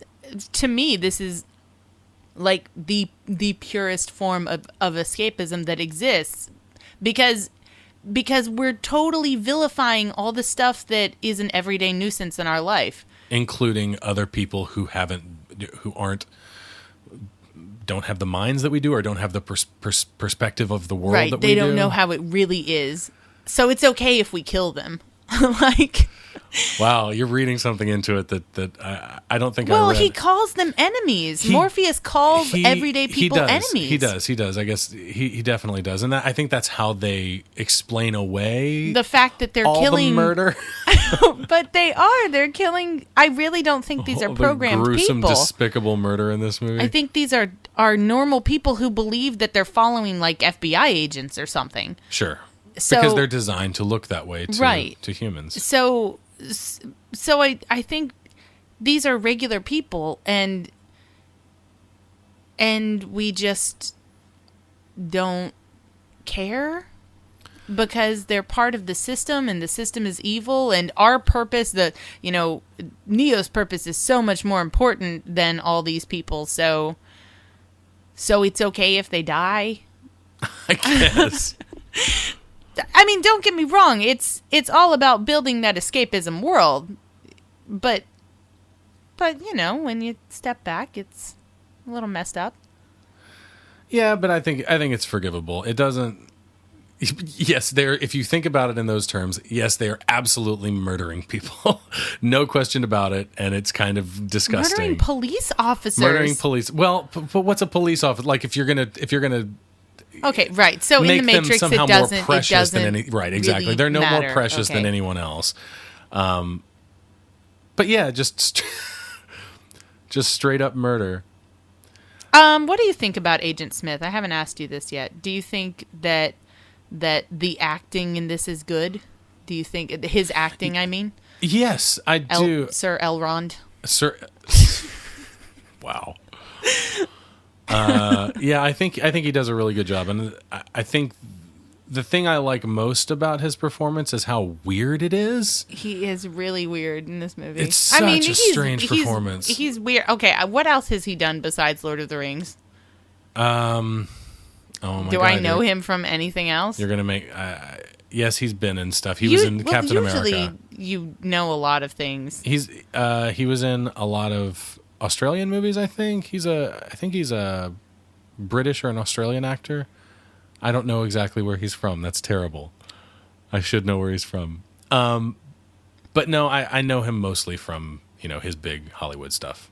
Well, anyways, I mean, he's weird as Elrond too. So I love him. Don't get me wrong, but he's weird in that too. Maybe weird is normal for him. I was wrong. He's Nigerian. Really? Yeah, I didn't know that. He was born in Nigeria, but he spent most of his early childhood in Nigeria, Great Britain, and Australia. Okay. So, but yeah, I think he's been in a lot of Australian films. I think he does a really good job, though. They picked a very. I'd like to see him in something where he's not playing a fantasy character. V for Vendetta. He plays V in V for Vendetta. That's still a fantasy character. Yeah, sort of. I'm talking about like not in a fantastical or sci-fi world or something like that. Just like a normal person with a job, and see how he acts as a normal person, or if he still has that weird cadence to his voice. No, he's his performance as Elrond in the Lord of the Rings. Yeah, I'm saying. I mean, he's kind of weird in Lord of the Rings too. And granted, he's an interesting looking dude, and I think that he gives an appropriate performance for this. I read somewhere that he was shooting for not quite human, not quite robot. And I think he nails it. I think he nails it too. Yeah, I think he really nails it. I love his performance. When I say weird, I don't mean that negatively. I just mean not normal. And here's Joey Pants trying to kill people. Yeah, suddenly. Why is he trying to kill people? Why what is I guess he has to? I guess so. Because they know that they're going to try and rescue Morpheus maybe, and so his only job was to get them Morpheus. That's all he had to do. He traded his life in the real world. He traded. How is he supposed to get out? I have no idea. Well, but I mean, think about it. Maybe he has to kill them to get out because if they're alive in the ship, then they're not going to like it if the robots come to the ship and take his body and put it into a pod. I mean, that's. Yeah, I guess that's true, but at the same time, he could just leave them plugged up to the Matrix. As soon as he kills... Right, but Tank and Dozer were... I mean, I could understand Tank and Dozer being the only ones that he has to kill because... but then why is he killing they're... Trinity? Because they're doing the weird smelly thing on her face. Yeah, they don't have ports. Like, Tank and Dozer don't have ports, so there's no way that they can be in the Matrix. Has to kill so them. He has to kill them, but the other people, like, he's doing all this, talking about the crazy stuff and talking about being in love with Trinity. Well, then it's a vengeance thing. He's bitter at Trinity for waiting around for the one. And he's bitter at Morpheus for And he's bitter at one for lying him. to everyone and leading them on and thinking that there was hope when there was no hope and all this kind of stuff. Like, I get it. They give him the appropriate motivations, but... But still... it's the one thing, and yeah, I said it. I think it's true that he is my favorite character, but it's the one thing that bothers me about his arc is that I don't see why he has to kill the people plugged into the Matrix. But maybe, I mean, the agents later say that he failed them, so maybe in that scene, because he escapes, he says, "Oh, there was a car wreck and I got out," and he escapes from being with the other people. Maybe during that time he met up with the agents and talked to them and they told him to go kill everybody. Yes, perhaps. Perhaps. I don't know. I'm not sure. The thing that really baked my noodle was thinking about how this whole thing got started. Who was the first one to wake up? Like who are these all? Because all of the people that have... No, I think were there not any people left in their Zion, the last human civilization? There has to be, because Tank and Dozer. Right, but I There mean, has to be maybe someone what left I'm over saying that's- is that there were always people left. Like there was always a human city that was still left, and those people freed the other people. Okay. All right, so those Do people... you see what I'm saying? Yeah, I like see the that. Zion wasn't created by people who were freed. Zion was created by people who were born in the Naturally, real world yeah. naturally, and it's just the last stand. It's just the last holdout, and those people freed the first. Yeah, people? yeah. That, Or no. Don't they say no? There was another one. There was another guy who was Morpheus talks about the one. The one has already been there, but he died. right. Neo's like a reincarnation. He's a of him. reincarnation of a guy that was before that freed most of, as Morpheus puts it, he freed most of the people who were freed, like out of the Matrix. Then I guess the two possibilities are either someone from Zion existed beforehand, maybe, and I guess, or just never went away, even when the robots took over. Like there were still I people guess who survived it. Yeah, I guess it all does work out, right? Or there was a guy who just woke up from the system naturally and he was able to free people. Sure, maybe. One of those two options. So do people that have ports in their arms, when they are they able to have children? And if they do, I assume the kids are not born with ports. Like I think the ports are something that the machines install. Yeah, I don't think. Like I they artificially create humans, or in a laboratory type setting. I assume you're asking me about whether or not the Humans are born with ports in them? Whether or not the humans who are created by the machines, whether they would leave them with the ability to reproduce or not. I don't know. Yeah, they might not. Why would they? If Yeah, why they're would making the they? people anyways, why would they? That's true. Why would they? That's a good question. All of these questions that have nothing to do with anything. What color do you think Neo's panties are? Oh yeah. So we're still in the last big. I mean, of course, we're in the last chunk of the movie, because the last chunk of the movie is like 40 minutes long. But I love the last chunk of the movie because it's just one thing leads to another. Yeah. One thing well, I after mean, another. we've already been in this for a while where they only go into the Matrix one time. Twice once to see the Oracle. Yeah. The one time to see the Oracle, Neo never leaves. Oh, that's right. They never leave. The right? one time they go to see... No. Neo, he comes back one time? Neo goes in twice. Right. Yes, because he goes in... And Trinity goes in with right. him. The construct doesn't count. The construct is not the Matrix. And the little training programs and stuff, So that's he not goes the Matrix. They go in to see the Oracle. They And manage to get out. Yes. And then they go back in to save Morpheus. Yeah, right. because he and Trinity have the conversation on the ship where That's right. where she yells at him. Yes, that's right. And I she don't pulls like rank. that She scene. pulls rank on him. Yeah, like assumes that he's questioning her authority when I don't think he was. Yeah. And she's like, "I'm General Badass on this here I am ship, the ranking officer on this ship. Mister, you're gonna listen to me. And I'm just like, why? He didn't say anything yet. You're just assuming he's Nope. gonna. Put that needle in the back of my Gosh. Slowly. I love this scene with Agent Smith and Morpheus where he tells him that the first Matrix was a perfect world and the humans rejected it. Yeah. And did not believe that it was real. And the robots can't decide, the machines can't decide if they lack the programming necessary to define true human, like, ideal perfection, or if humans just need bad things to believe that something is real. Humans need pain and suffering and disappointment, or they don't think it's real. Wow. That's really dark. It's a real pessimist outlook on life. Mm-hmm. If the world isn't shitting on me, it's not the world at all. It's not real.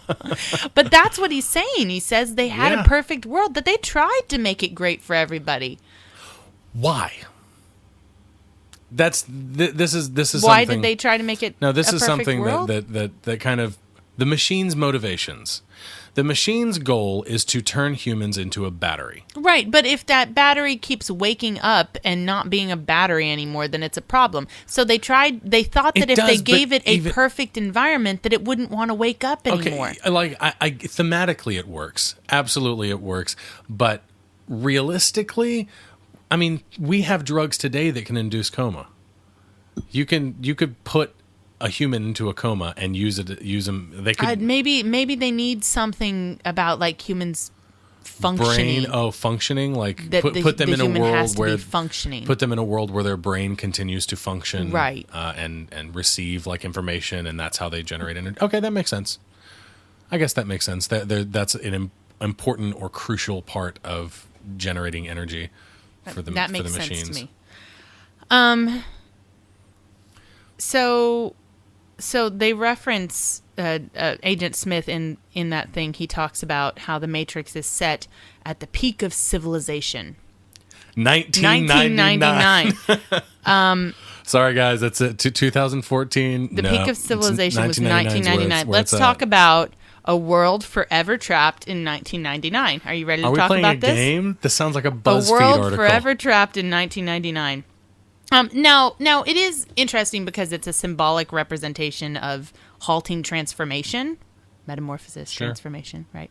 Because the transformation to, a new century. So, but if we were trapped forever in 1999, we would all be wearing jelly shoes. Yes. And eating Dunkaroos and fruit gushers. You remember those? This does sound like a BuzzFeed drinking article. Squeeze-Its and Surge. Oh, damn it. Surge. Oh, man, I miss The most Surge. popular TV show would still be Friends, unfortunately. I'll be there for you. Hit songs from 1999. Jesus, These are not ranked in any special order. This should be good. Baby One More Time by Britney Spears. There you go. Livin' La Vida Loca by Ricky Martin. That crazy life. I Want It That Way by Backstreet Boys. I do. No Scrubs by TLC. Oh, I remember that. Miami by Will Smith. And the number one song that year was Believe by Cher. Wow. So you would have to listen to that as the number one song for forever. You hear that, everybody? That's the peak of civilization. The peak of civilization. Believe by Cher. So you say, and I wanted to ask you this. I thought about this before. You say stuck forever, stuck perpetually in 1999. Well, that's what they say. They say 1999 specifically. The year never changes. Like time does not progress. I mean, that's my interpretation of this is that, I mean, it can't. If they're stuck forever here, then there's no progress. Because if they progress, then they say that in the early 21st century is when we developed our AI. So Get ready, everybody. It's happening soon. But I'm still waiting for my shoes that I can pump up. The self-laced? Yeah. Self-laced Nike Magmas? Yeah, and they my already hoverboard. Exist. Hoverboard doesn't exist, but if I don't have it by next year, I'm going to be real pissed. Be pissed. And my Jaws poster, which is going to eat me. Oh, Anyways, but yeah, I got the impression that that it doesn't change, because if I there's was- progress, I was then wondering- yeah, they can't. exactly. There can't be progress. I was wondering about that, like the illusion that time has passed and that you have lived a lifetime. How could they halt that? Because, I mean, that's something that they obviously don't go into very much, but Neo comes out of the Matrix looking the same approximate age as his body is as inside the right. energy pod thing. Right, exactly. So people grow up, like they're real people's minds that are born and grow up and experience progress, growing up from this age to that age, from an infant into adulthood, obviously. But how can they do that without also experiencing the passage of time? I don't know. You're making my head hurt. I don't want to think about that anymore. So the Matrix has been around. So if we can assume that Neo, who's the oldest person in the Matrix? Whoever the oldest person in the Matrix is, the Matrix has to be at least that old. It has to be. Right? Yes. So that would mean that the Matrix was designed to look like, 1910s But people have, or but the people, 1920s or something like that. or he just has memories of it looking like that. No, your whole idea is wrong, because it can't progress any farther. They can't progress past 1999. But then how do they age? And so I don't so know. they age It's and like a go, loop. oh, well, I'm 60 years old now. I've been 60 years old in 1999 forever. I don't know. It's a computer program. They just make you think whatever they want you to think. That's the thing, is that they can't make you think anything. That's one of the rules. They can't make you think anything. They can't change how your mind works. But they keep saying that it's a world forever trapped, like they say, at the peak of civilization. It's a loophole. It's a plot hole. I don't think not it's a loophole. a plot That's a hole. plot hole. 1 out of 10 stars. Matrix sucks. Again with the sniffing. What is this movie? This is the second time we've had someone. I do love this exchange right here. That moment right there. Yes, where he sticks his fingers up his nose and is smell he it. sticks his fingers up his nose, but And Morpheus snorts. well, I think old Larry Fishburne kind of overacts that one moment where his eyes are rolling back in his head and he's like It's a little comical when you're like, that man is acting. What is up with Agent Smith? Why is he different from the other sentient. agents? Well, they're all sentient, but just like the humans. Also, we're at the coolest moment in the whole movie. We're at the coolest scene. It was a great scene. The humans who are, at least as sentient as the sentient programs known as the agents, if they can think freely and be woken up and all that good stuff, then what keeps an agent from, a sentient, perfect, artificially intelligent being, what keeps that being from kind of experiencing these existential plights? The same kind of thing. That's Agent Smith's whole thing. He says he hates the smell. He hates the smell. Even though he's a program, he experiences all of these things just like the humans do, because he is a perfect artificial intelligent being, or that's what we're led to believe. And he wants out, and that's what he does. And I guess in the sequel movies, Agent Smith gets out of the Matrix, and he basically commandeers a body in the real world by coming through an escape path, one of the phone lines. When the phone is ringing, he kills. I forget who he kills, but the phone is ringing. He kills someone that's about to pick it up and picks it up himself, and then his program, his consciousness as a computer program, is transferred into a human brain. And he takes over a human body. But yeah, that's a great motivation, though, right? Like even the computer programs have great motivations. No, it is. It's a great motivation, and it is. He's an interesting character because he is a computer and he's doing what he's programmed to do. But just like them, he's trying to get free. We have that parallel going on the whole time where everyone's trying to get free, and that's what he wants. That's what his ultimate goal is. But unfortunately for them, it clashes with their goal. So another really weird thing about this movie is that it came out around the same time as a bunch of other movies that shared the same themes, really. Really? Like what? Do you know a movie called Dark City? Dark City is a science fiction movie with Kiefer Sutherland in it that came out in like 1998, like a year before this, that is basically about, the world that you live in is not the real world. There's a world outside the world you live in, and it's, the real world is a fabrication developed by someone in power to make you submit to their system or submit to, their version of reality so that they can get something out of you. That movie came out, but there's actually really similar. Yeah, there's actually quite a few movies like that. Existenz. Oh, yeah. Existenz came out, I think the month after The Matrix did. Really? Yeah. Huh. Which is all about, for people who don't know, Existenz. Yes. Existenz is a movie by David Cronenberg about... it's like video games, like virtual reality video games, but it's also got this kind of Inception thing going on where it's like a video game within a video game within a video game, like it goes to those places, and it challenges. This movie does too. This is, it does. Inception before Inception too. This is the reality within the reality that we think. But really, as viewers, we know that neither of these are the real reality, and that we live in the real reality. But yeah, it challenges those concepts of reality and perception, and what you're seeing with your eyes, the real world. And it goes back to the whole brain in the vat thing, and Plato's allegory of the cave and that kind of stuff. But it's just weird that all of those movies came out around the same time, and they all deal with this similar things, and they're so close together. That happens a lot, though. That happens all the time. Yeah, it happens sometimes. It happens a lot.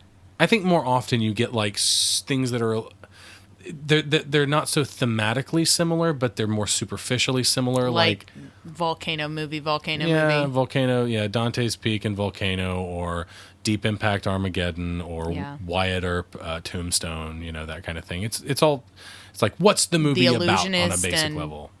And The Prestige. The Prestige. Yeah. Yeah, it is strange that happens, but this is the only time that I can think of that it's been multiple movies, because it's more than just those three. It's I think there's I love how 5 or 6. irritated the agents look, how disdained they are when they get all wet. Yeah, these action sequences, these fight sequences, the choreography is just so good.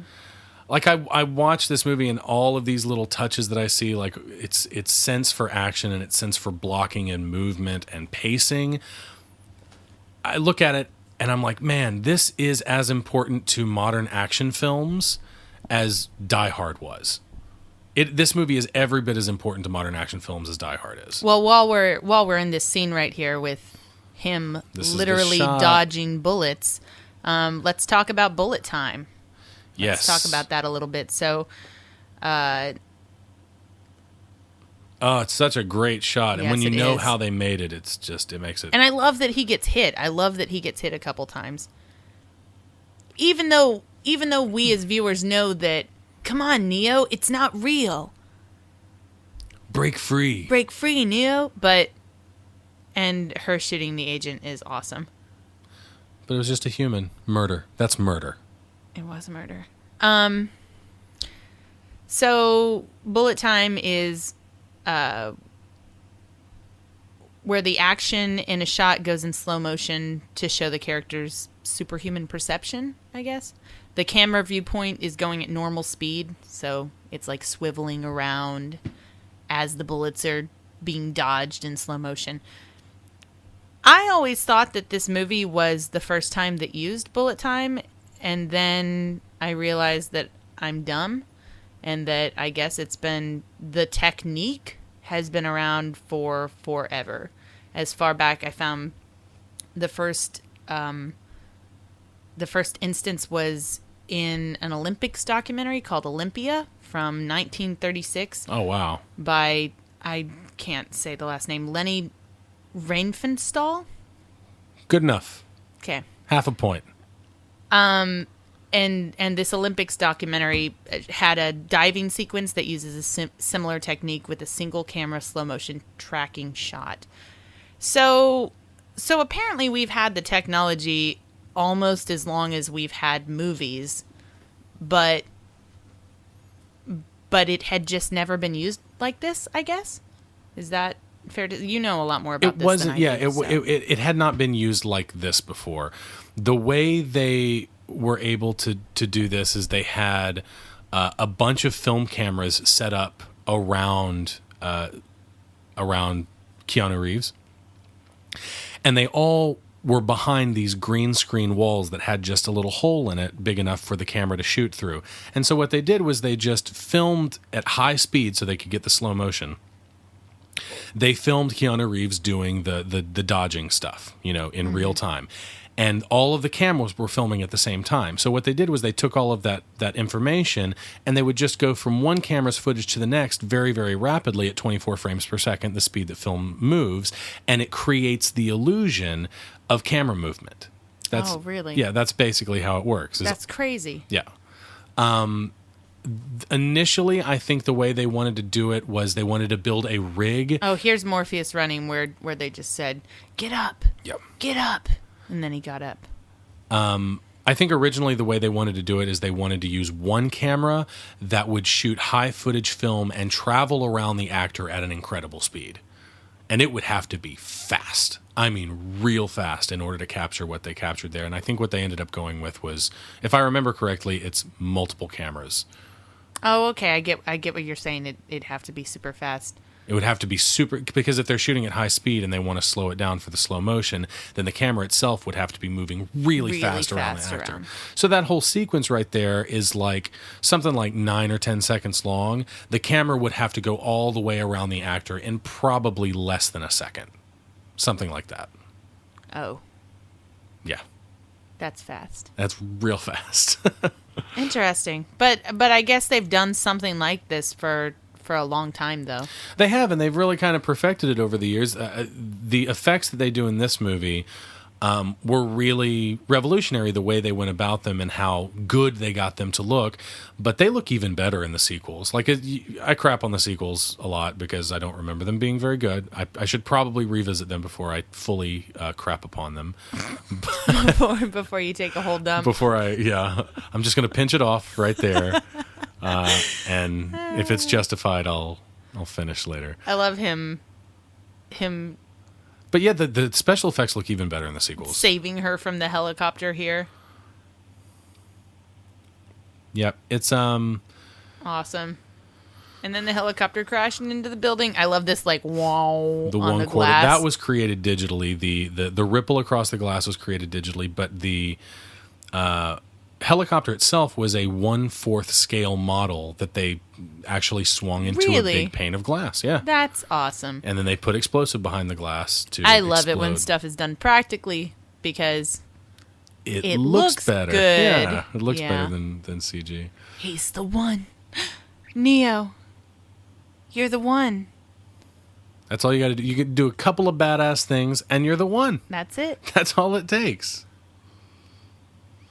Like, this is the first moment, like the moment where they're looking at each other right there. That's the first moment where I'm like, oh, what? They like each other, don't they? And I'm cool with that. Well, that has it. to be the moment that Trinity's like, that's it, I'm in love with him. Therefore, he's the one. Right, but no, that's too far. Like, that's the moment where she's like, whoa, he just pulled me out of a helicopter that exploded into a building. That was pretty hot. Like, but it's not the moment where you're like, I'm in love with him. I mean... It shouldn't be, but they've only talked like one time that we've seen. No, I agree. It shouldn't be that, but I'll ask you, what else do we have? What else do we have? What, for romance in this movie? Nothing. For establishing that. That was it. We got it. No, that was it. That was all we had. And that's fine if they wanted to make it like at the end of the movie where it's like, you know what? We might get it on later. We might hook up because when we fight together, it's pretty hot, right? That's fine. But no, her being able to pull him back from death because she's in love with him and Sleeping Beauty kiss and et cetera, et cetera. Like, that's just... That pleather catsuit really seals in the flavor. Oh, no. Really seals in the flavor. I was talking about the movies that came out around this time that shared themes and stuff. I talked about Dark City. Dark City came out in 1998. The Truman Show came out in 1998. Wow. Yeah. Like, that's a huge one. Yeah. You've got a movie called Strange Days that was 1995, but still challenges those ideas of, like, reality and perceptions of reality and, existentialist kind of stuff. And then, of course, in 99, you have The Matrix came out in March, and Existenz came out in April. So those movies over just about 4 years or so, you've got 5 movies that all have to do with a very specific kind of subset of psychology and Here she human goes psychology. again. Everything has come true. Everything but this. But what? And she just picks up the phone and just doesn't say anything to him. Like, why'd you start the conversation then? I mean, I'm already a little tense about you starting the conversation when you guys are trying to get out of here really fast. But... Well, she just admitted that she's not in love with him yet, right? She said everything's come true, everything but this, and we assume that this is that she's not in love with him yet. When does she fall? When is the moment? When he dies? I don't know. Is that it? She decides she loves him when he dies, and or maybe is there more to the prophecy? No. What? No, I don't think so. That's it. The prophecy is the oracle told her that she's just she was about to tell him, "I'm not in love with you." That's a great confession. And what about the possibility that you fall in love with more than one person? How about that? You fall in love with a couple people, and you're like, okay, one of you might be the savior of humanity. Well, Dustin, no pressure. Dustin. What? People only fall in love with one person. Do they? You're making me uncomfortable. If it's true love, and true love's kiss can prove that. If it's true love... This might be my favorite fight sequence in the movie. Yeah, it's pretty awesome. I really like the choreography in the scene, but all the fight sequences are so good. All of them are so good. I love the one with Neo and Morpheus earlier in the training program. It's great. I'm caught up just watching it. Yeah, it's tough. But it's so brutal. But it's brutal. But at the same time, it's really calculated and really meticulously calculated. Like, they kind of look like robots fighting, especially, Agent Smith, because he is supposed to be kind of robotic. Now that I know that they trained for 4 months, I'm guessing, like on the top of a mountain, lifting buckets of water and learning having palm exploding having their chopsticks smacked away from them and whatever. As they were going through their training montage, like, now that I can see that in my head, I understand. I love, this moment. He shakes off the dirt. Where the dust flies off of him, and then he does the little... He's like, sun's out, guns out. Come on, buddy, and does the little finger thing. Had that been done before? Is that like Morpheus a classic... Morpheus did it early. But I'm asking, is it like a classic kung fu thing or something to do like the little come on thing with your fingers? I'm trying to remember. I think it might be in one of the Drunken Master movies, maybe in the first Drunken Master, the whole setup to that where he like puts his arms out and then is like, bring it on. But he doesn't do the bring it on thing. Oh. I think he just sets up his I'm asking stance. if the bring it on thing is from... I don't know, it might be. Morpheus did it earlier in the movie, It seems like it's something that... I mean, maybe this movie did it first. I'm sure it's a reference to something. Okay. It has to be. Anyways, though, like, there are some shots where, specifically in this fight, where Keanu Reeves' leg gets way up there in Agent Smith's face. Yeah. And there are some shots where I'm like, there's no way that was real. He didn't really kick that high. He didn't do, like, the splits. But now I'm thinking maybe he did, because if he trained for 4 months on a mountaintop carrying buckets of water and... in this shot right here that we're about to see, where Neo jumps up and smashes Agent Smith against the roof of the train tracks tunnel, apparently Keanu Reeves' stunt double was hurt really badly. Really? Like he broke his back or something. And oh my gosh! He was in the hospital for a long time. I remember reading that somewhere. So that shot. Oh, that shot's so great. Such a good shot when Neo's flipping up and the train's coming and Agent Smith reaches up and he's silhouetted by the train's headlights. It's beautiful. I love it. It's so cool. And the train stops and Agent Smith just gets off. And he's like, got a fresh body. He's all clean. His glasses are back and everything. The whole thing with him with taking off the glasses and putting them back on. He's the only one who we see doing that. The only agent we see doing it. And whenever he does it, it's like, now things are getting serious. When he takes off his earpiece to talk to Morpheus. I love that this is such a seminal work in science fiction, henceforth, and in action movies, but it's also influenced by so much. Yeah. Like the inside of the ship here is like part H.R. Giger, alien kind of thing, and part the Millennium Falcon, and it's got all of these nice little influences that really flesh it out visually. And it's great because it's influenced by so much, and it has influenced so much. Like it does feel like a nice big chapter marker in the history of movie making, especially the history of science fiction, action films, martial arts films.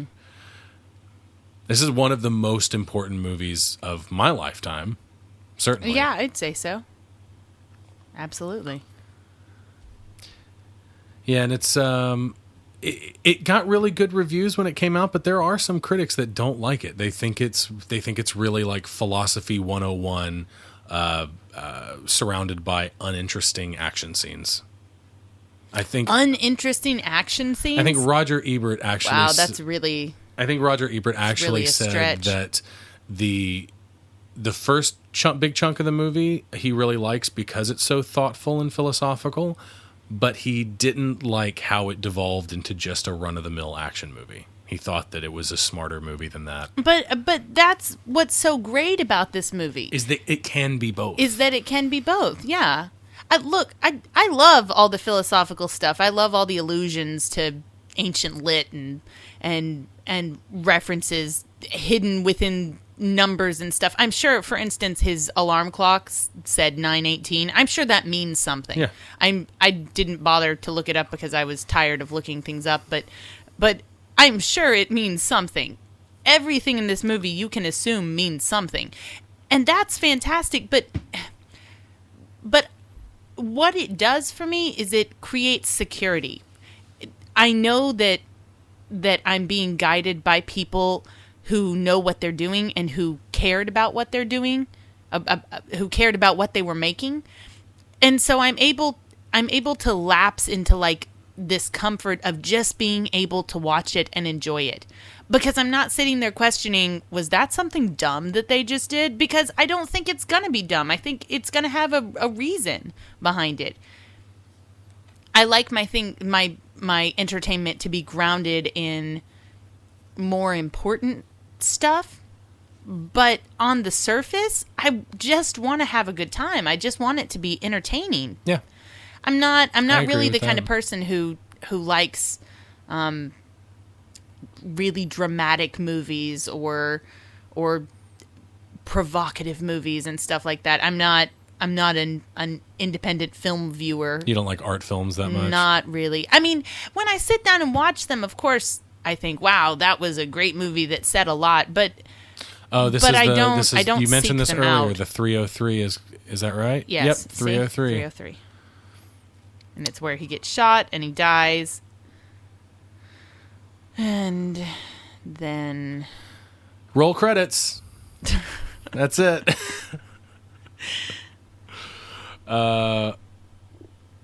So I think we should probably go back and watch the sequels. Yeah, I guess we should. It's been too long since I've seen them. I've only seen them a couple of times. Well, and I've never... got hope now because I've rewatched this and I'm like, oh man, I love this movie so much. The sequels have got to be good, right? They've got to be better than I remember them. I hope they're better than I remember them because I don't remember liking them at all. I don't remember. I remember my big thing about the sequels that I did not like was all the emphasis on Trinity and Neo, was all the romantic emphasis on a pairing that I didn't buy from the first movie. For me, that's my biggest problem with this movie. Maybe my only problem with this movie. I know you say you have an issue with Cypher, but I don't really have that. That's not even a big deal. I love Cypher as a character, and that's a little nitpick. I don't like... It's not that I dislike Trinity. I just don't have anything to latch on to her as a character because I feel like she's given the token female character right, treatment. And for me, that's really disappointing because I'm a female, and so it's hard for me to sit here and watch this movie and be as invested in it as I am, and then know that the only character... I mean, Switch gets killed off. She just says here that the Oracle told her that she would fall in love with a man, and that man would be the one. What if Trinity was gay? Well, she's not allowed to be gay, Did the clearly. Oracle not think about that? Well, the Oracle decided she wasn't gay. Did the Oracle decide that? Yeah. Okay. So it's someone else's choice. I'm not going to go into this. Anyway, so we're getting really off topic. I don't buy this. I don't buy this moment. Why would you? It's a magical kiss. Oh, look, magic kiss, and he's okay. That doesn't make sense. But I don't just... But you know what? I can buy him coming back to life, unless she's the one. Because I can buy him coming back to life because he's the one. But not because of the kiss. It has nothing to do with the kiss. That was just good timing. Well, maybe that's what it was. It has nothing to do with maybe the that's kiss. what the Wachowskis would say. Maybe the Wachowskis would say, yeah. To me, it's just timing with the kiss. The kiss doesn't matter at all. He's the one because from the get-go, we got the information about if you die in the Matrix, you die in the real world because the body can't live without the mind. So we got a rule. It's a good little piece of exposition right there. It is good. It's nice and quick, and you're like, oh, okay, thanks. Okay, I'll go on with this. And that was one of our rules that we got. And then Neo is this character who breaks rules. He's always breaking the rules in this world. That's his whole purpose. And he breaks that rule by not dying when he should die. That's fine with me. That's fine that it proves he's the one. I don't think the kiss is appropriate, though. I don't think it has anything. I think it has nothing to do with anything. But most importantly, it has nothing to do with this movie because I don't see a romance storyline in this movie. I know. It's not believable. It's kind of bullshit because a lot of movies do this. They do this thing where they're just like, well, we want to get a female audience in our sci-fi movie or fantasy movie or insert whatever genre here that is mostly seen as male moviegoers. And we want to get a female audience, so we'll throw in a romance, but we don't really give a shit about it, so we're just going to write it in at the very last minute and throw some dialogue at it. And that's what this feels like. I love the shot of the hallway, like, stretching and flexing around him. Yes, it's awesome. Anyways, okay. I'm over it now. I'm done. You're over Trinity? No, I'm over being angry. Whatever. I love this movie. I absolutely love it. It's just disappointing to me because I appreciate a good romance in my fantasy and sci-fi movies. In all my movies, I appreciate a good romance when necessary, when called for or appropriate. And there's no reason not to have a good romance in this movie, but they just didn't write it in there because they didn't care about it. But they should have just not put it in there then. So the city that they always go to in The Matrix is probably Chicago, even though all of that stuff was shot in Sydney. Apparently all of the references that they make to landmarks and stuff in dialogue are all Chicago landmarks. In that scene I told you about, the desert of the real, yes. That 1996 draft of the script where he directly refers to simulacra and simulation, mm-hmm. The line that followed after it said something about Chicago specifically. Oh, really? Yeah, it was like this is inside. You've been living inside the map, not the territory. This is Chicago or something like that. It was a line specifically about Chicago. Interesting. Yeah, I think the Wachowskis grew up in Chicago. So they shot this in Sydney. They made all the references to Chicago, even little references like the when you see the phone number tracing system. Is it Chicago area codes? It's Chicago area codes. So this system failure right here, this is Neo talking to the machines, and he is controlling the Matrix at this very moment to keep them from tracing his call and finding out where he is inside the Matrix. Even though he's inside their program, apparently the machines don't know where he is. I'll have to buy it. I was talking before about there being a lot of stuff out there, especially on the internet, on that beautiful... Oh, joy, the internet. What does Tumblr have to say about Neo? I don't know what Tumblr has to say because I don't do the Tumblr thing. Yeah. But there's a lot out there of, fan theories and stuff, and especially about the biblical stuff. There's so much out there where people just stretch and stretch and stretch. I can see a lot of it, but like Superman. This shot of him flying off, a lot of people say is his ascension to heaven. Oh boy. They say things like, oh boy, here we go. The crew or the disciples. The pod birth represents the virgin birth. Sure it does. Thomas is a reference to doubting Thomas, which I don't understand what that has to do with him being Jesus. I don't think it has anything to do with that. And he's not really a doubting Thomas. Like he doesn't even he is very, very willing to do the things that he does in this movie. Yeah. He seeks out Morpheus. He seeks out the answers to his questions. He doubts that he's the one, and that's what he doubts that that's the one. I guess. Whatever. Yeah, that's the they also say that Anderson is a play on the Greek root andros, meaning man, and Christ was often referred to as Son of Man.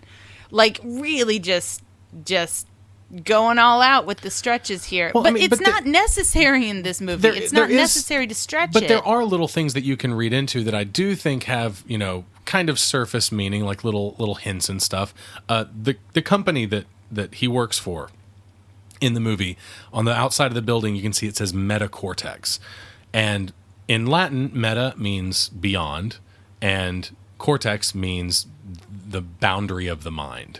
So right, but what I'm saying is that's real. Yeah, so beyond the boundary of the mind. That's an actual thing that was put into this movie. And there's so much actual stuff in this movie that I think it's really silly to just stretch like things that to try and make it fit one story or something. Whatever. So some final facts before we go away. If you don't read Japanese, then we can tell you that the scrolling, a lot of the falling text, the digital rain, as they call it, digital rain, a lot of that is backwards kana, specifically katakana. Yes, that's true. So, and it's nonsense. It doesn't mean anything. None of it means anything. It's just a stylistic thing. When you try and flip it around and try to read it. Also, okay, random thing I found. This is clearly us not living in the States and doing things that people in the States do, like watch the Super Bowl. Right. But apparently in the 2014 Super Bowl, Fishburne made an appearance as Morpheus on a Kia commercial. Oh, really? Yeah, where he sang a version of he sang Pavarotti's I can't pronounce Nessun Dorman. I don't know. Which half a point. I'll give it to you. Which translates into "none shall sleep," so that's kind of ironic. Interesting. But why? Right? Why Morpheus? Why pop up as Morpheus after all these years? He's got to pay his rent somehow. Well, that's true. But now I want to go watch a Super Bowl commercial. I guarantee you the Cowboy Curtis gig don't pay much anymore. Oh. Poor Cowboy Curtis. Cowboy Curtis. So there's lots and lots of trivia on IMDb about this movie. I'm sure there's as much trivia as there is actual valuable allusion and yeah, metaphor and theme and stuff like that. So yeah, have you seen any of the Wachowski brothers' other movies? Probably. What do you I don't know. Oh, you don't know? Have you seen Bound? No. Bound is a kind of a neo-noir crime thriller about what is it about? It's about a woman who's trying to swindle her husband, and she's having a relationship with another woman. I think it's been a while since I've seen it. But What's other stuff they've done? the Speed Racer movie? No, I didn't see it. You didn't see the Speed Racer movie? The Matrix sequels? You've seen Yeah, it, of certainly. course I've seen this. Cloud Atlas? No, I wanted to see it, though. I haven't seen that either. I really want to see that, It's really too. long, though, right? Yeah, close to 3 hours, I think. Yeah, and so I keep not sitting down to watch it. Yeah, I want to get around to that. I have seen Bound, and I remember liking it, although I can't remember much about it. I want to say Steve Buscemi You know, was in this that is movie the second too. movie in a row we've watched directed by brothers. That's right, and third overall for Popcorn Poops. We also did Dumb and Dumber, which was the Farrelly brothers. Yeah. So What's up with brothers making movies? Where are the sisters making movies together? Well, Lana is a sister now. Lana Wachowski is a sister now. Not when this came out. I had heard that. Yeah. So now I think they go by the Wachowskis or the Wachowski siblings. I think is the appropriate way to refer to them. I'm not sure. I haven't seen Cloud Atlas. They co-directed that with Tom Tykwer, so who also directed a movie years ago called Run Lola Run. Really great little indie movie. I've heard of that movie. So they're credited on Cloud Atlas as Andy Wachowski, Lana Wachowski, and Tom Tykwer. So I don't know what their official. I don't know if they're officially the Wachowskis or the Wachowski siblings. Their Wikipedia page says the Wachowskis, so I'm just going to go with that. Who did the score for this? We didn't talk about that who at all. did the score and for this? I didn't look it up, so I don't know. I'm not sure, but it's really good. Yeah. I don't really like the soundtrack to this movie that much. The though. soundtrack is super 90s, like It's 90s very 90s 90s, grunge. Not like grunge, some- but like industrial metal, and it's got like Marilyn Manson and stuff. Bands that I never really liked all that much, to be honest. But who did the score for this? That's a good question. Don Davis. It's a guy named Don Davis, who he's done quite a bit of stuff. It looks like What's some stuff I would know? some stuff you know. Warriors of Virtue. No. Kung Fu Kangaroos. Does that sound familiar? They all have a different element. It's kind of Kung Fu Kangaroos, Power Rangers. What, are you talking about like Warriors they're of Virtue. kangaroos, like actual Yeah. kangaroos? No, it's costumes. No, I don't know what you're talking about. Well, that's it. I really do like the score, It is but good. we're gonna have to wrap this up. This brings us to the end of another episode of the Popcorn Poops podcast. As always, you can find us on our blog at popcornpoops.blogspot.com. You can like us on Facebook. You can follow us on Twitter. We'd appreciate that. Please subscribe to us on the iTunes podcast store. Our podcast is free. If you're listening to it right now, I hope you didn't pay anything for it. If you did, something's wrong. While you're there, go ahead and leave us a rating and review. We'd really appreciate that. We got one rating and review, and it was wonderful. 5-star review from a good friend of mine from college, and we really appreciate that. Yeah, it was awesome. And you can also find us individually on Twitter. Where can we find you? At Jesse Casper, Jesse with a Y, Casper with a K. And I am at Dusty Cram, and we will catch you all next time. Bye bye. We are the Popcorn